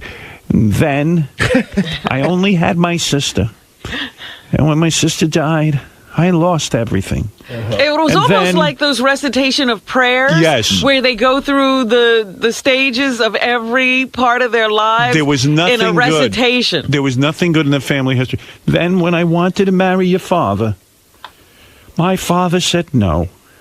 He didn't want to release me from the house. He liked having a servant.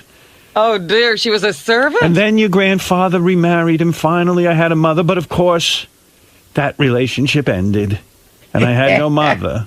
I mean, you hear these horror stories. I'm like, oh my God, I want to Everything weep. turns out bad, no matter what. Everything bad. And I'm like, oh, my poor mother. Like, I identify with my mother so much. You would think I lived my mother's life in her shoes. I want my children to know everything. But I want you to be fearless when you go out into the world. Even though it's good, everything's And I'm going to like- come crashing down around you. There isn't a day I don't think Nazis are going to stormtroop through the house. You should hear it. The Grandma Rose had no one. All taken from her. And then your father's family came from Europe. In Europe, there were 4 children, 3 girls and a boy. They all died. Well, it was just They like... came over, and then your grandparents started another family. Again, 3 girls and a boy. I'm like, they all died in Europe? Yes, they all died. And then my father would chime in and go, things like ear infection. We had no medicine. And I'm like, what? And all the kids died? That's right. And then your father got the yellow fever. He was quarantined in the house. If they'd sent him to the hospital, he would have been dead. Thank God they found each other. That's right. I'm like, oh Two my people God. who could share the misery. I got to tell you something. I live in a world filled with fear. But you know what? think- Yesterday, when you brought up you were talking about some charity thing for the Reeves Foundation. Yes. And then And the you- Reeves found it. And you started going, you went through this litany of nightmarish things that happened to him. Horrible. Horrible. Horrible. As if nothing good ever happened. to Nothing. these two people. Nothing. I don't see the good. All I know is I had to give blood, which was great, and this beautiful woman comes over today and does it, makes it convenient for me, and she's killing me. In my mind. Right. She in my came mind. early just to kill you. Right, and she's such a lovely woman. Like She's the angel of death. You're right. All doctors are bad. Your father and I, look, we had hard lives, but I don't want you to live in fear. You know, my parents have been all over the world to Europe and so I will not travel overseas. I know, you won't go out of the country. You won't stick your toe in the Atlantic. That's too far out. I am so afraid of the outside world. I'm such a xenophobe.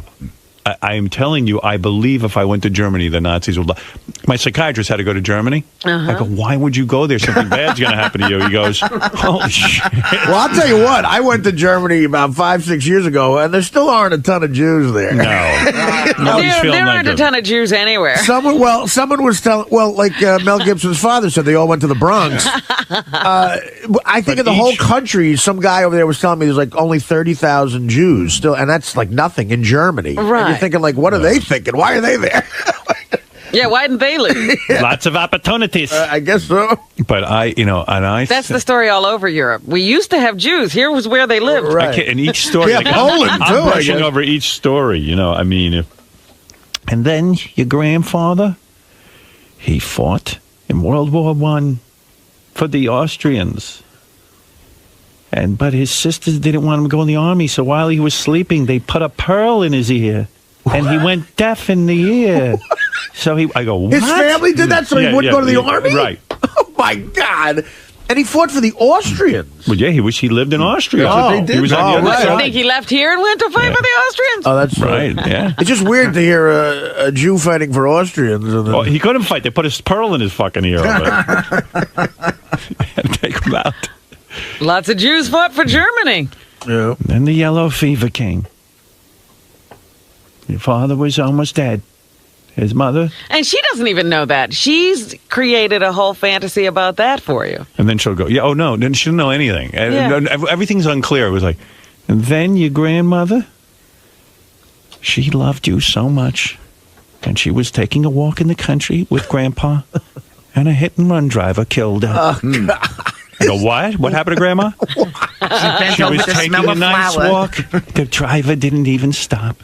No one cared. They were poor people. No one cared. Murdered. Killed. What? Now go to sleep. Get ready That for was school. your bedtime. La la la. Car dragged her for 3 I'm going months. to tell you about Grandma. Here's a bedtime story. We couldn't recognize the body. You remember when? You know what's funny about these stories? Remember when Robin threw you the 50th birthday party? Yeah. The invitation was a picture of you as a kid. Oh. And He looked frightened. You're a cute kid, but you look like you just got told one of these stories. You look frightened. Now that I'm thinking about it, that was a frightened expression on his face. I am so afraid of everything and everyone. I can't tell you. Every time I even meet people, I go, oh, they want to hurt me. They want to kill.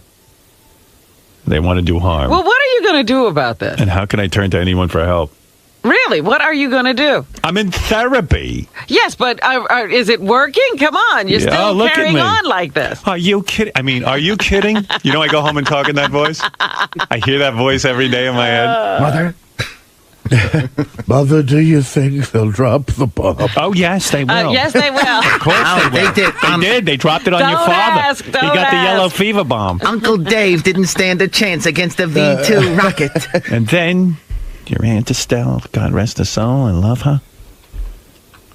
She took fertility drugs. Those doctors, they pumped her up with drugs and they killed her.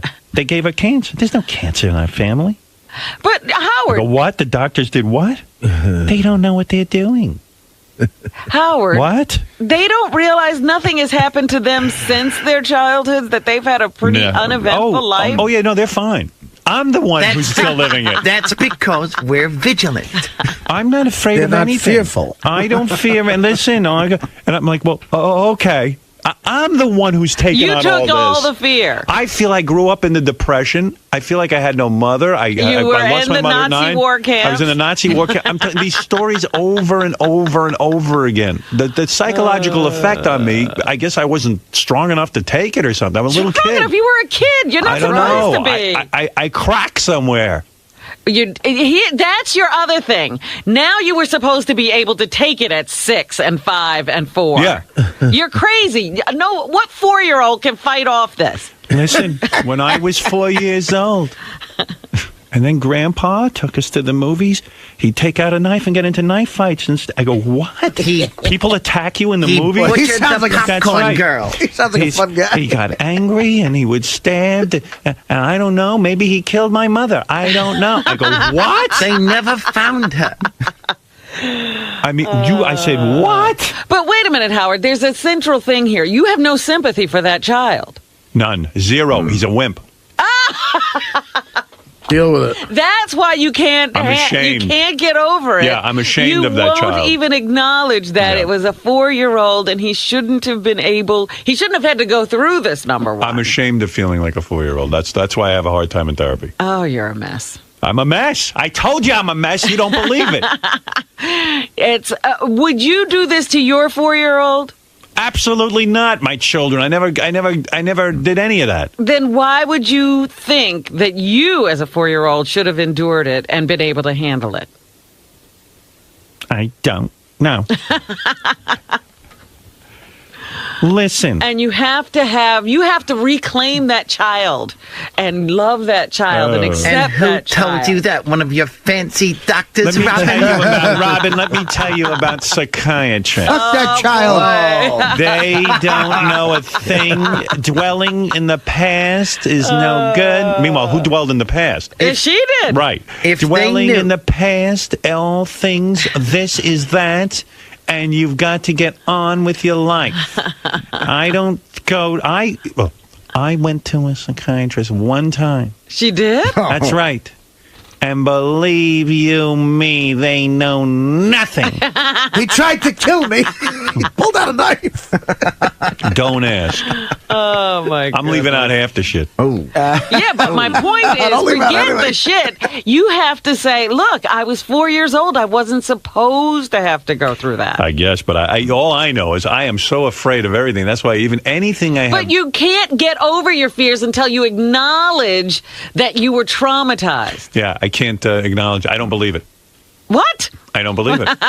Anything I'm telling you now is a joke. Like to me is a joke. Right, It's like, you I just can't- No, I it's can't to treat you. it- It's a joke. Yeah, I can't treat That it has seriously. been your defense mechanism. Yes, that's right. And you don't want to. You're so terrified you can't even face how Right. terrified you That's are. exactly you right. can't get to that real feeling. Right, I'm afraid to. Yeah, You know what? Because I mean, my because then psychiatrist what? says... Your psychiatrist and everybody else would know you're a scared little boy Yeah. and you're vulnerable, and then they'll take advantage of you. Yes. And then my psychiatrist says, "So what are you afraid of? What would be so terrible if you?" I go, "I don't fucking know. Leave me alone. My fucking head's gonna explode from. Is the hour up? I'm paying you to fix me. You're a shitty psychiatrist." You know what? You came out fine from all this. You know who really paid for all that bullshit is John DeBella, Ivan. Yeah, exactly. Oh, yeah. You bet. I mean, you took it all out on other people who were in your bet. way or who you perceive were in your way, and that's you're doing okay. I have No, tremendous. Those guys should but- be bitching I to your have mother. tremendous But anger. he's also curtailed his life because of his fears, Yes, I Artie. have. That's what you forget. Yeah. He's lived a less full life Artie. because he keeps himself in a box. Robin is 100% right. I mean, when but I okay, no, it's all in Robin is right. perspective. Here's No, a wait. guy Hold who's it. been- no. here we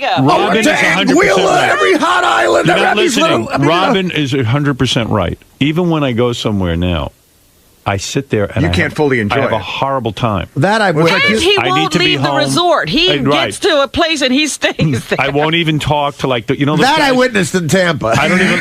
I don't want to go extraordinary. anywhere. And you want to know something? I'll And when tell we you- got on the wet bikes, you kept saying to me, "What are you doing on a wet bike?" what sums it up is, and this You're is the gonna die. truth. When I was starting on a radio and I got my job in Detroit, I told this to my psychiatrist. I realize now I had no experiences in Detroit. I would get to the hotel. I'd sit in the room all day. I didn't know what, but I could have gone out, maybe gone for a dinner. I sat in my room.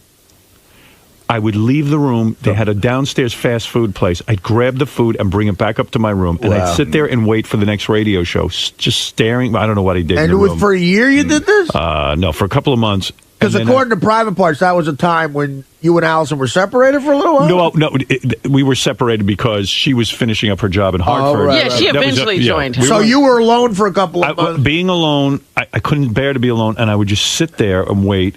And I didn't even know I couldn't bear to be alone. I would just sit there and wait, and then the radio show would come on. I'd do the radio show. I'd go back to my hotel room and sit there and wait for the next show. The weekend, I would sit in my room. Like most people who were in Detroit for a while, you go, hey, what's a fun bar around there? What's a good thing? I would never go to a bar. Means you're going to die. He's never been there. Right, I know, but I'm saying most people would know a few places. And the radio station and the hotel were in a straight line. You couldn't get lost. And then there was a restaurant on the way there. And one morning, I said, I'm going to stop in for a bagel. And I went in and I thought everyone was going to kill me. It looked dangerous to me to be somewhere. Even Richard Christie can choose a Chinese restaurant. Right. Well, Howard can't do that. And I was in gripped in terror. And I would never think to go, I could go to a bar, have a drink. Maybe I'd say hello to some people. You never thought about going out? Let me go to a Tiger game. Even at the radio station, you could say to somebody, hey, let's have dinner. People would invite me. I would not go. I didn't know how to get there. I just didn't want the trouble. And he doesn't know how to get anywhere because of it. I kept myself locked in a room. And even here, he doesn't know how to get Well, I know, yeah, you say all the time, and I marvel at that you couldn't walk from here to your apartment. I can't do it. That's unbelievable. It's very hard for me. I tell you, I think the world is the most evil, frightening place, and that there's nothing good in it. And if you get something good, it'll be taken away from you at any moment. Even when he chose his apartment, it was because, he was already working out in the area. He knew it. He couldn't look at other sections of the city.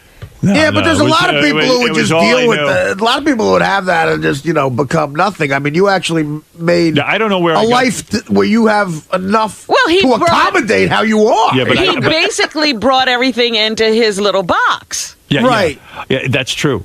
And I never had the, I don't know where I got the courage to do the kind of career I had. Well, like an example on a much smaller level is like when I moved to California, I realized how much I hated doing laundry, and I said, no matter what, I'm going to make enough money for the rest of my life to where I never have to do another fucking load of laundry. I'm going to afford, you know what I mean? I'm going to afford a gardener and someone to do my laundry. And on a higher level, you've gotten away. You've made enough to where you don't have to know where the fuck you are. Think about that. Yeah, but you've made it easy for yourself. Yes, but he does have a great deal of trouble because everything has to be done. You keep forgetting that everything has to be done for him. Right. But he has the means to do that. It'd be one thing if that was a choice. He doesn't have a choice. I don't have a choice. Well, I'm dependent on others. See, there's a lot of people like you who aren't capable of functioning because they don't have a talent or they don't have that drive. But there's plenty of people like Howard. Every major star is Howard. Right. Thank you. Tom Thank you Cruise for calling me a can't major do star. anything for himself, and Michael Douglas can't do anything for himself. Michael Douglas grew up not having to do anything. Michael Douglas can do something for himself. No, he can't do anything. Bang Catherine Zeta-Jones. Gary, you're on the air in White Plains, New York. Oh, Howard can do that too. They go to get women. Oh, I can bang. That I somehow figured out how to do. They do get women. Hey now, Gary. Yeah, but I'm not a fun guy to be with. From a childhood delusionary psychosis. What? What? What, Gary? This is a form of child abuse. I don't know what he's saying. I don't know if he's cutting out or we're getting You the whole suffered thing. child abuse, he thinks. He said it's a form of child abuse. But he was saying a whole bunch of stuff. I think we're losing. Childhood delusionary psychosis. Childhood. What are you, a psychiatrist? No. What are you? No, but I did say Another armchair quarterback. I'm a jerk. I did stay at a Holiday Inn Express last night. Childhood delusionary psychosis. Yeah, it's a form of child abuse.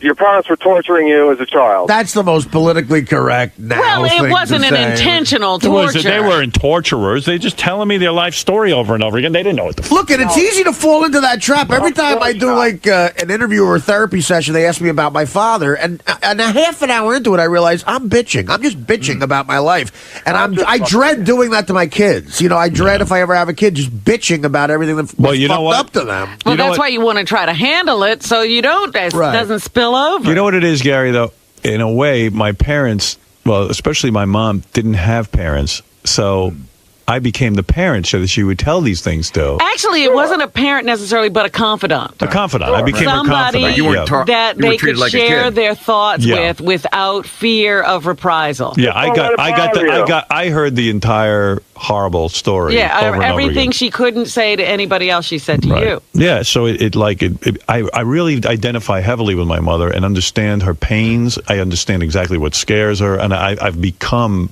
sort of. I feel like her childhood is the childhood I lived. The difference between me and you, my mother used me for that too, and I resented it. Yeah, that's healthy. I thought, I'm a kid. I don't need to hear all this. Wow. See, realizing that at that age is impressive. But what else it taught you to do is you don't find confidants like that at a bar or at a game. They're all all the people around you, your family. It's like you don't go find a friend and bitch about it. But actually, I always thought it was such a privilege that this woman in my life, my mother, would share with me all of her intimate secrets. But at the same time, you were burdened. Yes. But I didn't know, I thought that, you sort of ignored that was your compensation. Well, I am privileged because she considers me that important. Even the relationships I have with women now, the more they give me their problems and they tell me like their intimate, dark thoughts, right? That to me feels like love. Oh, okay. And well, I mean, in a way, so if I see a woman who is completely fucked up, right. I'm like turned on, like you wouldn't believe, like has horror stories, and she shares those with you. I want to straighten her out and everything. I want to take over because that's my role. And that's hot. I'd say Beth, in my relationship now, doesn't have those issues, and sometimes I think like, why is she not burdening me? Why is she not telling me? Or she's keeping something from me. She's not telling me the really good stuff. She's keeping all her horror stories from me. Why? Does that aggravate you? Do you want to be needed like that by somebody? You desperately need to be. You know how needed. you love heroin? Right. That's what I love. So, I love it. Well, it makes you feel important. It makes you feel like you're really important to that person. And needed. You're needed because that's what you've got their secrets. Well, let me ask you this because you never do your parents tell these stories of horror to your kids? Do they ever sit them down? No, right? No, they don't have any experiences like that. No. Now Howard was a really good listener. They're done. No, Howard was privileged. I was the chosen one. And did you ever tell it to your kids? Do you I've think told they my told kids your this story. sister? I don't think that much. No. Yeah. No, I don't. I don't know if my mother and my sister have the same relationship I have with my mother. So it wasn't the two of you sitting there. It was just you. Only me. I am the chosen one. I am the keeper of the gate. But I really am a scared motherfucker. I mean, I think everyone in the world is going to kill me. Well, I'll have to tell you, after 9/11, I turned around, I looked in this room, and I said, I'm surrounded by cowards. I got to get out of here. Why? We all stayed. You haven't done a thing since. Oh, that's true. I haven't even flown to California since 9/11. I know he hasn't been anywhere for business. They have to all come here. Absolutely. You're damn right. Bullshit. Sam, what brings you down here today? I have no idea. Just came to hang out. Well, yeah, when the guy owns a company, tells you to come on the show, you go. You listen, right? And the walking backwards drives me. You got to do it, man. It's unbelievable. You got to. All right. I'm getting good at it, I think. You won't keep going backwards? Not. You'd rather let me go out of focus and run into that wall. Oh yeah. All right. Yeah, I'll sacrifice that footage. How's it going? How's it going? Forget me. How's it going for you? It's all right. I'm a little tired. You tired? Now, where is your career going from here? Where is this going to take you? I'm moving on up. I'm an associate producer right now. You see the Academy Awards with a hooker won the screenplay? Yes, I did for Juno. That's where you ought to be. You could be like stripping or no, a handheld camera guy. They would say, "What did you used to do?" And you would say, "I worked at Howard Stern, and then I shot a movie." Apparently, it's not difficult to do. No, I think it's when strippers are winning Academy Awards. I think exactly. It's not. Yeah, it's not hard to do. Otherwise, everything's good. How are you? Good. Didn't we say this already? Yeah, I think we made this chit chat. But how have you really been doing? How are your parents? My parents are good. They're proud of you? Yeah, they are. They are. Did you get a college degree? I did. In what? In broadcasting. Went to a good school, you know. Yeah, but that's not really a good degree. Why not? Well, if you don't make it in broadcasting, then what do you do? You could be a doctor in Venezuela. Hey, Jay Thomas is here. He's always on fire. He always has great stories. Jay has his own radio show here on Sirius Satellite Radio. You should check it out. It's a lot of fun. Weekday afternoons from 3 to 6. I always listen to him. I listen to Bubba. There's so much stuff going on. It's from 3 to 6 on Sirius Stars Channel 102. The great Jay Thomas, who really is quite delightful. I like Jay. Where is he? He's stalling. He's making an entrance. Yeah. Making us demand him. What were you doing out there that you're so busy? He was telling me a story of coaching his kids in baseball. Oh. And I was pretending I cared. Gary's stories are all beautiful family stories. First of all, Jay and I both coached in the same league in the same time. Here we go again. It was boring then, it's boring now, and it's going to continue to be boring. Okay, Jay, why don't we sit down on a plane and you can tell me how you build houses for 5 fucking hours? I don't, but you know what? I stopped doing that. I realized it's like you didn't stop talking about it. How about people that show you the pictures of their fucking kids? I didn't do that. Right? It's so right. You know, my parents, I used to say to them, why don't you ever carry a picture of me in your wallet or your purse, Mom? And they go, we hate people who show pictures of their children. We have nothing to brag about. I go, you have nothing to brag about. What were you, like, all nose when you were a kid? What I kind don't of... know what it was, but like I thought, well, maybe they could have a picture so that they could look at me. When I was think they wanted to check on you every once in a while. No, they had no concept of that. Jay, I was hearing a story, which is fascinating. By the way, did you watch the Academy Awards? You know, I did, and Who's getting lap dances from Diablo Cody? I mean, I've got to tell you that we struck, you know, I'm in the Writers Guild, all that stuff, that we struck battling for the writers and all, and then a hooker wins the best screenplay and says, I'm learning a lot from the writers, and it's like, it was such an embarrassment. Yes. It was such a slap in the face to writers. What are you guys holding out for? Well, in all fairness, she wasn't a hooker. She was a stripper. Let's be honest. I'm sorry. That's a hooker to me. You can call it, because if there's enough money, do they not screw guys? Well, not all of them, but let's be honest. You think she never screwed anybody for money? I don't know. I don't know the girl. Then the movie's about a little slut, right? Yes. And here's the other thing. They're always having the thing, and I go to these things, and I wear a ribbon for abortion. Always, you know, everybody should have an woman's abortion. right to choose. Never do they have an abortion in the movies. No, never. Nobody ever has an abortion. That right? 16-year-old girl in Juneau would have had an abortion in 2 seconds. You're absolutely right. No, I didn't see the movie. Has an abortion. They should. We have enough people. He's so right. They should have an abortion. I mean, Well, what about the family that wanted to adopt that baby? Didn't they break up? I didn't see the movie. Yes, they do. And so they give it to a broken family.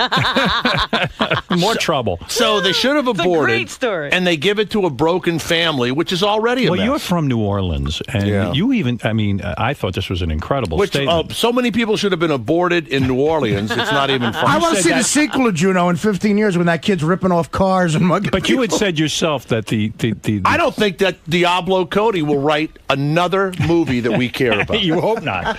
You got jealous, didn't you? Be honest. I mean, you know what? I'm jealous because they make it out like we are the peons, and then the King of France and the Queen and all are in this thing, and we look at them through the fence, and then they throw us bread they've chewed on for a minute. Are you saying that the Academy Awards are like high school, where the cool kids all get to congregate and give each other awards, and you're on the outside looking in, and no one will let you come to the party? And if the women are so beautiful, why don't they have anybody? Right. Why doesn't Cameron Diaz have a man? Because she's a fucking pain in the ass. I don't know. And by the way, when they're taking the pictures, what is with this? What, turning to the side? What does that mean? It's a cat's ass. It's a cat's ass. You know, I saw Miley Cyrus doing that. She's 15 years old. Look, what's with the 15-year-olds acting like 40-year-olds? Raising kids in Hollywood, were you afraid of that? I mean, the kid turning into a Hollywood kid. Miley, what his name is Miley? I never heard of this. Miley. Well, she's a little... We struggled to get the kids into an upscale preschool. I mean, you probably went through this with your kids. This is a long time ago. And we went, and we had to get, and Alex Trebek and his wife were trying to get into school the same time we were. And there's only so many slots available. And they had the quintessential black woman headmaster, but everybody else was white and rich in the school.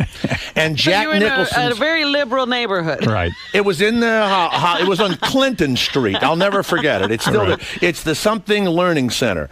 And one day we're parking the car, and my wife's, it was Jamie Lee Curtis was helping park the cars. And Bruce Springsteen was in the coffee room. And Jack Nicholson, well, my wife was going, my God. We got to get in. Get into school. Yeah. So we bring to go to this school. bring our little 3-year-old, 4-year-old boy, and he's got some issues. He's not right. He's mentally not right. And Your son is not mentally right? What about your son? He's okay now, but he wasn't right. Not everybody has a perfect kid. At least you admit that. Thank you for admitting it. We would go to McDonald's, and you know where they have the balls? You get to play with the balls? Yeah. He would get in there, and then he would grab a kid and start strangling him, and pulling him. And some dad would say, hey, who's that? And I would say, that's my son. And he goes, hey, get him out. And now my son wouldn't let go and then would bite the kid. It was really terrible. Wait, now, does your son still have problems? I mean, honestly. He builds guns now. He makes a real gun. Oh, my God. Oh, no, we deal with it all the time. So he's a real violent kid. I mean, no, he's born not. violent. He's a crack shot and all, but we let him get it Should out. he be around guns? Will you stop that? I'm not kidding. No, he tried to strangle children at a young age, and now he's into guns. Now, what school does he go to? Because I want to he goes to a public school now. They won't let him in the private school. No. So we go to the higher learning thing, and we had like this kind of thing with him. And one guy in Burbank says to me, "Who's that kid in there?" And I go, "Oh, that's my son." He goes, "If I didn't recognize you, I'd punch you in the nose." He says, like, because he recognized me, he wasn't gonna. So I climb in the thing, and I did this constantly. My wife's crying. We had another kid, and also finally we sent him to this school. It's a tough kid. We get there, and Alex Trebek is with this young wife of his, and they're trying to get in. And they're kissing the black woman's ass, who's the headmistress. We get the kid in. Yeah, good. We get him in. Good. You He's paid him there, off. my wife says Jamie Lee Curtis is parking the cars and all.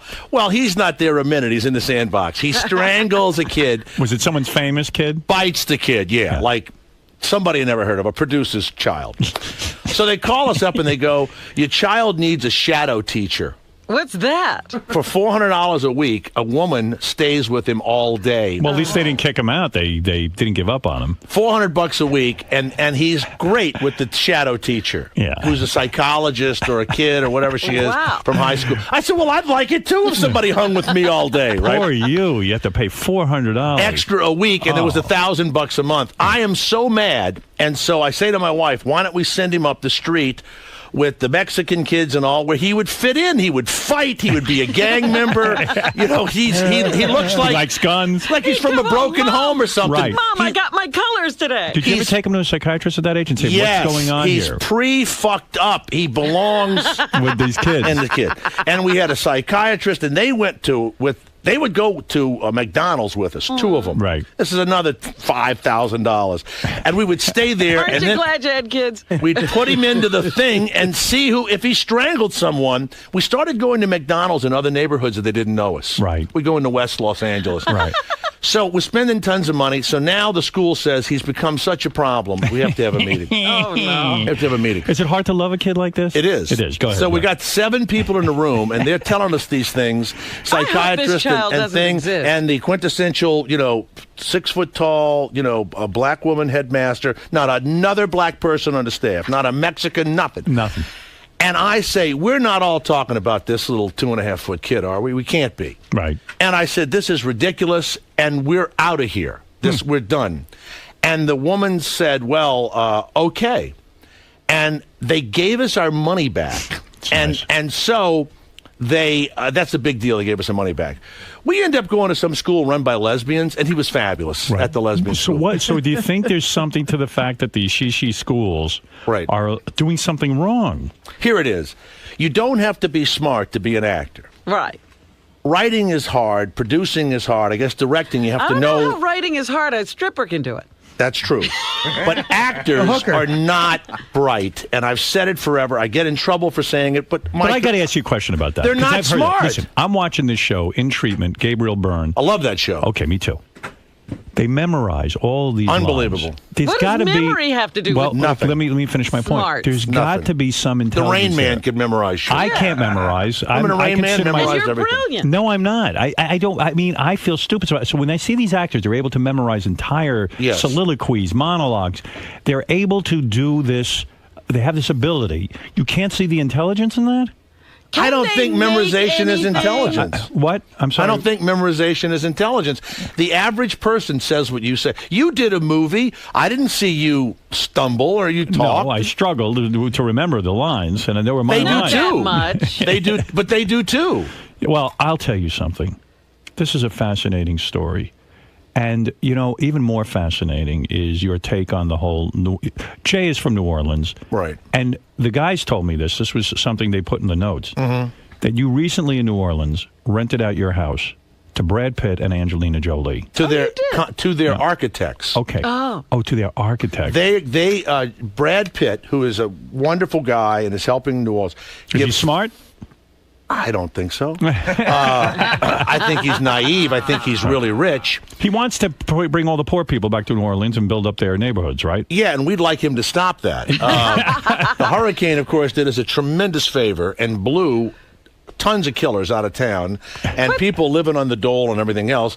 And so now they're all trying to come back. But there's still a high... Terrible. A murder rate there. A friend of mine just got shot in the ass. He was being robbed. They shot him, and the bullet went through a cheek. A transvestite robbed him. So you're serious when you say that the hurricane was a good thing? Yes. It was God's way of cleaning up New Orleans. So now when you I didn't even believe in God till the hurricane. So when you see Brad Pitt... Did you see the people in the Super Bowl? Did you see them? Yes. Would you like to live anywhere near any of those people? I don't know. Where's our food, motherfucker? Where's our food? It was horrible.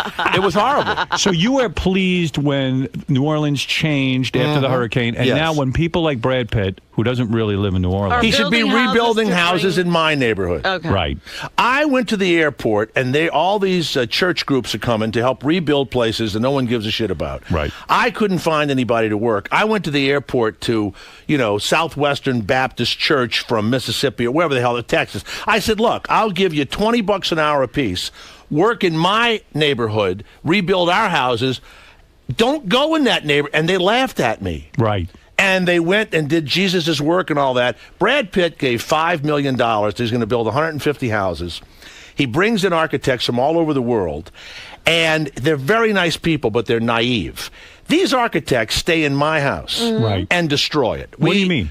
They left underwear and pot and beer and shit. They went nuts. They just spent his money and went completely nuts. So they wrecked... So it was like a frat party. Yes. So they wrecked your house? Yes. Did you have to get some additional funds from them in order to fix up the house? We thought about doing it, but I didn't give them a break because they were helping. That's another thing. Right. If you're coming to New Orleans to help, I don't give you a break when you rent my house. Right. So Right. Did Brad Pitt and Angelina Jolie ever show up at your house? They never came to my home, but what they did was they threw a party. And they threw it in the area where they're building the houses. And there was a big trailer there, and they put fences up and all. And so a guy I know says, look, they're throwing this party. Maybe I can get you in. And I said, sure.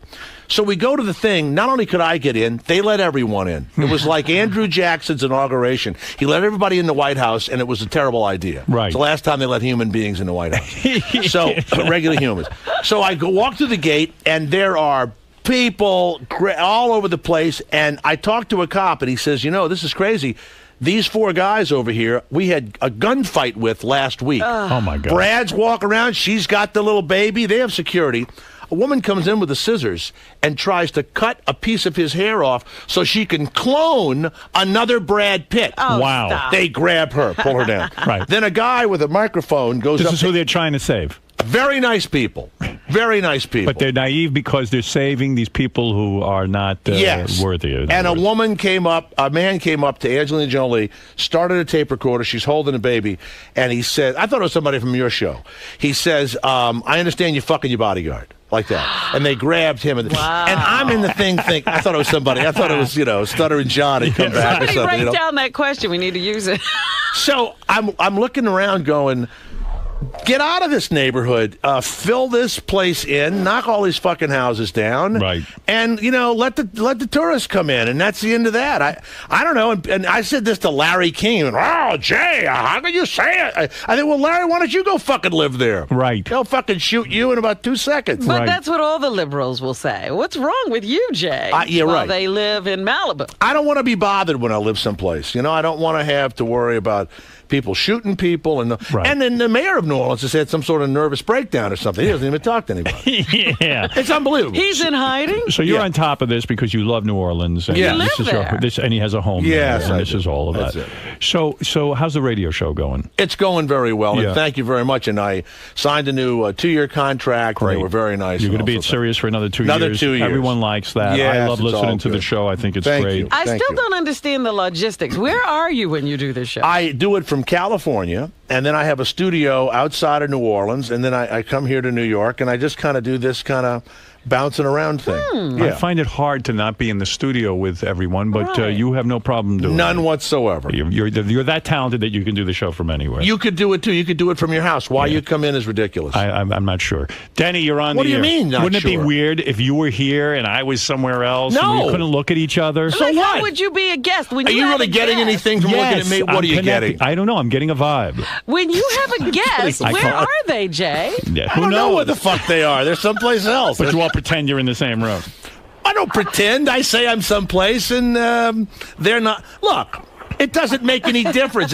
When you talk on the phone, do you need to see the person on the phone? No, but that's different. Well, I don't know. I think I it's can't different see tonight. Artie right now. That's true. Denny, you're Say on. something, Artie. I'm eating. Hey, now, Howard. Don't bother Artie. I'm with Jay.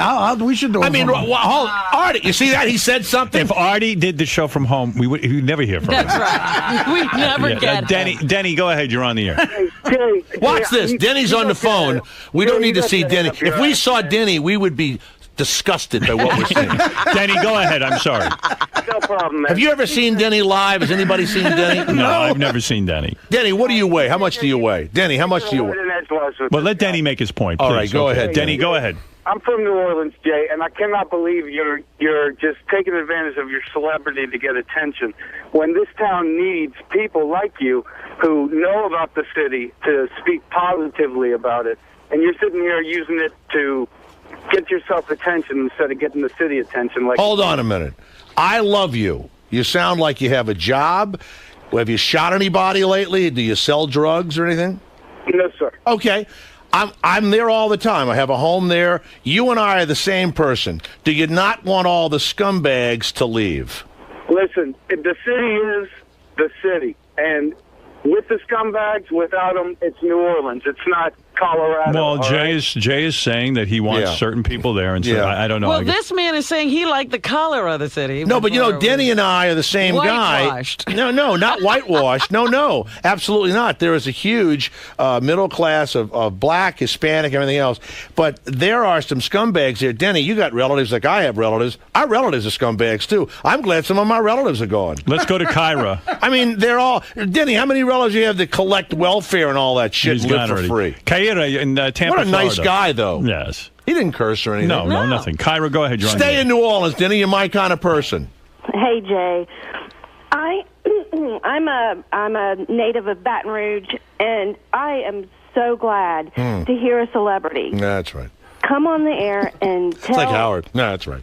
and tell the feelings that you have about the city, because you're there, you see what's going on, and She likes what you have to say, I believe. I mean, do you really resent I sleep Brad with a Pitt? shotgun in my house. Really? You do? That my son built. Right. I got to meet that son of yours. Really? Let's go to John. John, Someone you're breaks on. in, he'll choke. Hey, him. this has gotten serious all of a sudden. Beechwood, New Jersey. Go ahead, John. Yeah, hey, Howard, how you doing? Hey. Jay, I think you're phony. You talk about being a writer and all this. You went on Tonight Show during the writer's strike. What's that all about? I didn't go on a Tonight Show. I turned Jay Leno down. I went on Jimmy Kimmel's show. But he had writers that were striking too. Well, I was going to ask you about that, Jay. Yeah. You see, I saw Leno asked everybody on who he hadn't talked to, and Leno hadn't had me on in 10 years. Right. Probably because I do Letterman and stuff. Right. He calls up and they want me to come on, and we turned it down. But some people were saying, "Well, okay, I'll come on if you'll have me on after the writer's strike," and he wouldn't say that. Right. But I like Jimmy Kimmel. I think he's a good guy. Yeah, I do too. And I went on the Jimmy Kimmel show, and that didn't. I don't think me going on a Jimmy Kimmel show. But isn't that sort of hypocritical? You're a writer. Yes. You're on strike. Yes. Yeah, it is. And Jimmy, totally hypocritical. No, I mean, whatever you just said. Did you put your career ahead of? I had nothing to promote. My career hasn't been ahead in a long time. But seriously, I'm wondering if he put down his little sign to go into the show. Did you they snuck me in the back, so I didn't have to go past the picketers. By the way, why weren't the signs more inventive? The signs weren't even in, if they're such great writers. It's true. But seriously, did you have qualms about going on Jimmy's show? No. You really didn't? None. Oh, stop. The Jay Leno show I turned down. Isn't that enough? Well, but wait a second. I probably could have used an appearance on the Jay Leno show. I probably could have used it. Right, sure. Might have led to something better. Whatever. I turned it down. That's right. Okay. All right. So in other words, you will sell yourself out to a certain degree. Well, here's what's sad. Leno's numbers were bigger without writers and continued to be David Letterman with all the writers, which, of course, made him more of a nut. Letterman's now more of a nut. Do you think that Jay Leno is lying when he said he didn't have any help writing his monologues? Of course he is. He is lying. Of course he is. Yeah. Watch this. There's a strike. Nobody's here. Don't you and Artie talk on the telephone? Sure. And by accident, Artie says a few funny things that you by accident write down that you later on by accident remember and say on the radio? And then I accidentally pay him? Exactly. Right. You don't pay him. You give to some charity that he's a big member of. Right. You know, I don't know. So in other How words... about Clean Syringes or something? You do something for him. Whatever that group is. How about that group, Clean Syringes? Jesus Christ. Would it be impossible? How about shoot him with something they never wake up? How about that one? I can see where your son got his violent tendencies. You know what? I mean this. When I see the scumbags in the street, why don't we have a truck that goes around, picks him up, gives him a little thing, and it's over. We don't see him again. Wait a minute, Jay. Why do you get to say what is a decent human being? How do you know I'm not the son of God? How does anybody know that? Jay, which pleased you more? I never asked you this. What? Which pleased you more? Yeah. The hurricane in New Orleans or the tsunami? Which did you like what's better? funny about the tsunami? Watch this. There was something funny? I'm vacationing. Let's say I'm vacationing, and I look out the window. My wife says, honey, all of the animals are running uphill, every one of them. And we're having our breakfast. Remember the videos of the people having breakfast? Yeah. Sure. And the ocean went out a mile. Right. And all the fish are exposed, and the fish are trying to go uphill. And now every dog, every cat, every fucking goat, every idiot animal runs uphill. Right. I'm one of these. Get the towels. Get the suntan lotion. Let's go uphill. Right? When my cat is nervous in my house, I turn to my wife and go, earthquake! Earthquake! And we get ready. We stock shit. The cats are like nervous. Earthquake! And I'm kidding. The animals know instinctively. Of course they do. He's right. There wasn't a dog killed in the tsunami. That's true. Because they knew to run uphill. Not a fucking goat died in the tsunami. My family and I would have gone uphill. Right, because you see the signs Even in nature. the son who chokes people would have been able to figure this out. He would have stepped on Jay's head to get uphill. What about the model? Petra Nemkova. And she loses her fucking boyfriend and shit, right? Right. She's hanging on a tree. Now she's with Sean Penn at the Oscars. I know. When the ocean goes out a mile, something bad is going to happen. They went surfing. Those idiots went out in the surf. They walked a mile to get to the surf. Went out, oh, look, now we can go into shallow water. Right? So you see this kind of behavior, and it makes you wonder, doesn't it? Here's what's sad. There's so many stupid people running loose. And a lot of them are in, they're actors and everything else. And maybe we're not the brightest either. But we've made a big deal out of the really stupid. And we have events for them. And the Academy Awards is one of those events. You've been to a award show? Sure. It's very boring. Yeah, it's the dull. People say, "Oh, I want to go to an award show." You couldn't even sit through it. Why does Jack Nicholson go every year? What does he find so interesting there? What is it? I don't know. I asked Well, him. They he- said, they they kissed said his ass. he went because he was a presenter this year. I said, I think He's always presenting them. Yeah, They but- invite him every year, and he says yes. he likes the attention. And if they're such great actors, why can't they read the cards or be natural? Even the You're guys right. from Knocked Up were terrible. You're right. They were no good. They What is weren't it? funny. Is it the writing or is it the? It's that guy with the curly hair who's a fucking hack. The gay writer guy. What's his name? I don't know. Every year Bruce Valanche? That asshole. Is he ruining the award? He couldn't. I want to tell you something. If he rewrote the fucking Bible that had no members of the goddamn Christianity, it'd be over. He is the worst writer in America. Bruce Valanche? Of course he is. I don't know the guy. Did you laugh know at anything anybody said? No. How about when Steve Carell came out and thought, what's the pretending? By the way, when you tell a joke, yeah, when you say something funny, right, you're saying it and you're hoping for a reaction. Absolutely. Jon Stewart acts like we've already laughed before he's spoken. It's like, you're already laughing no matter what the fuck I say is hysterical. Well, he's used to getting his ass kissed. I mean, he gets a lot of I'm sure he's a accolades. nice guy and all. Right. And I'm watching it going, John, could you give me a fucking second so I can see if it's funny or not without you going, what I'm going to say is so fucking funny. You know, I mean, Lewis Black tells a fucking joke and then you laugh. Right. Right. So I'm watching the whole thing, and then he pretends he's playing tennis with some little girl. Jon Stewart. Right. Right. And we come back from commercial, and he goes, "Oh, you caught us." Yeah.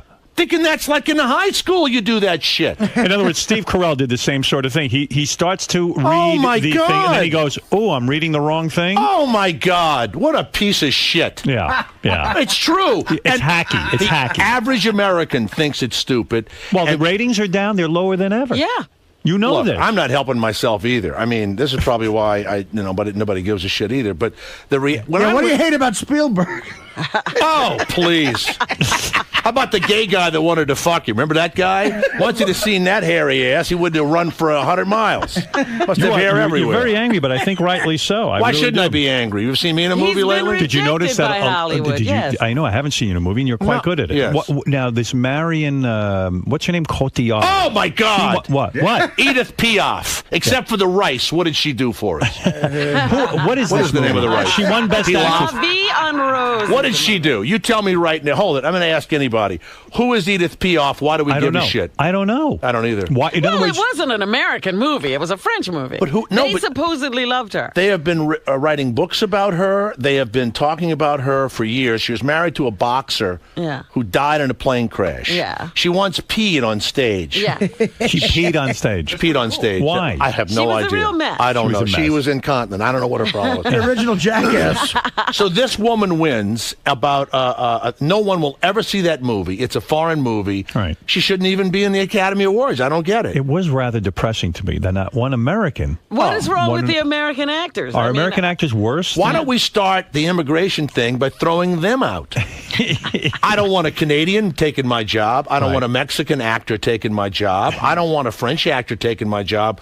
I'll vote for whoever says throw those assholes out first. When is the last time you were in a movie? I mean, I know I have a movie, this Pool Boy movie coming out with Warren Zide. Yeah, the guy that did American Pie. I made fun of it last time. He got all upset. Yeah. But I think my son's going to do the music, and I'm going to be in it and everything else. It was fun. We did it in New Orleans. Pool Boy. Okay. Pool Boy. It's called. All American cast. No.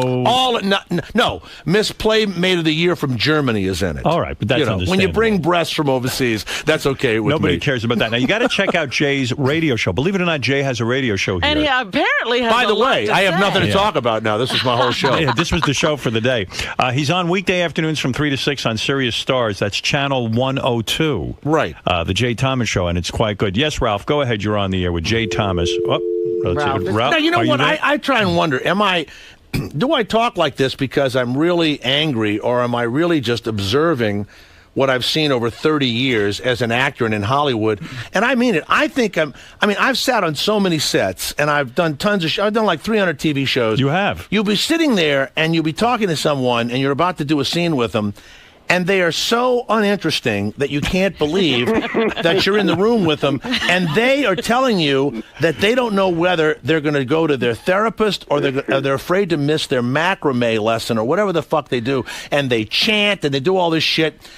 and I don't want to be there with them. They're unfucking interesting. You're saying that most actors that you worked with uninteresting people. That in other words, they're empty. Right. They're empty vessels. And they're fucked up. My kids are both right now tonight. Both my boys could act tonight. My youngest one could be in a sitcom now. Right. I know it. It's not hard to act. It's hard to get the friggin' job. Right. So I tell them both, be anything else, a doctor, an architect, or whatever, then go act. Right. But by the way, I want you to name one. I want you to tell name... me what Queen Latifah could do.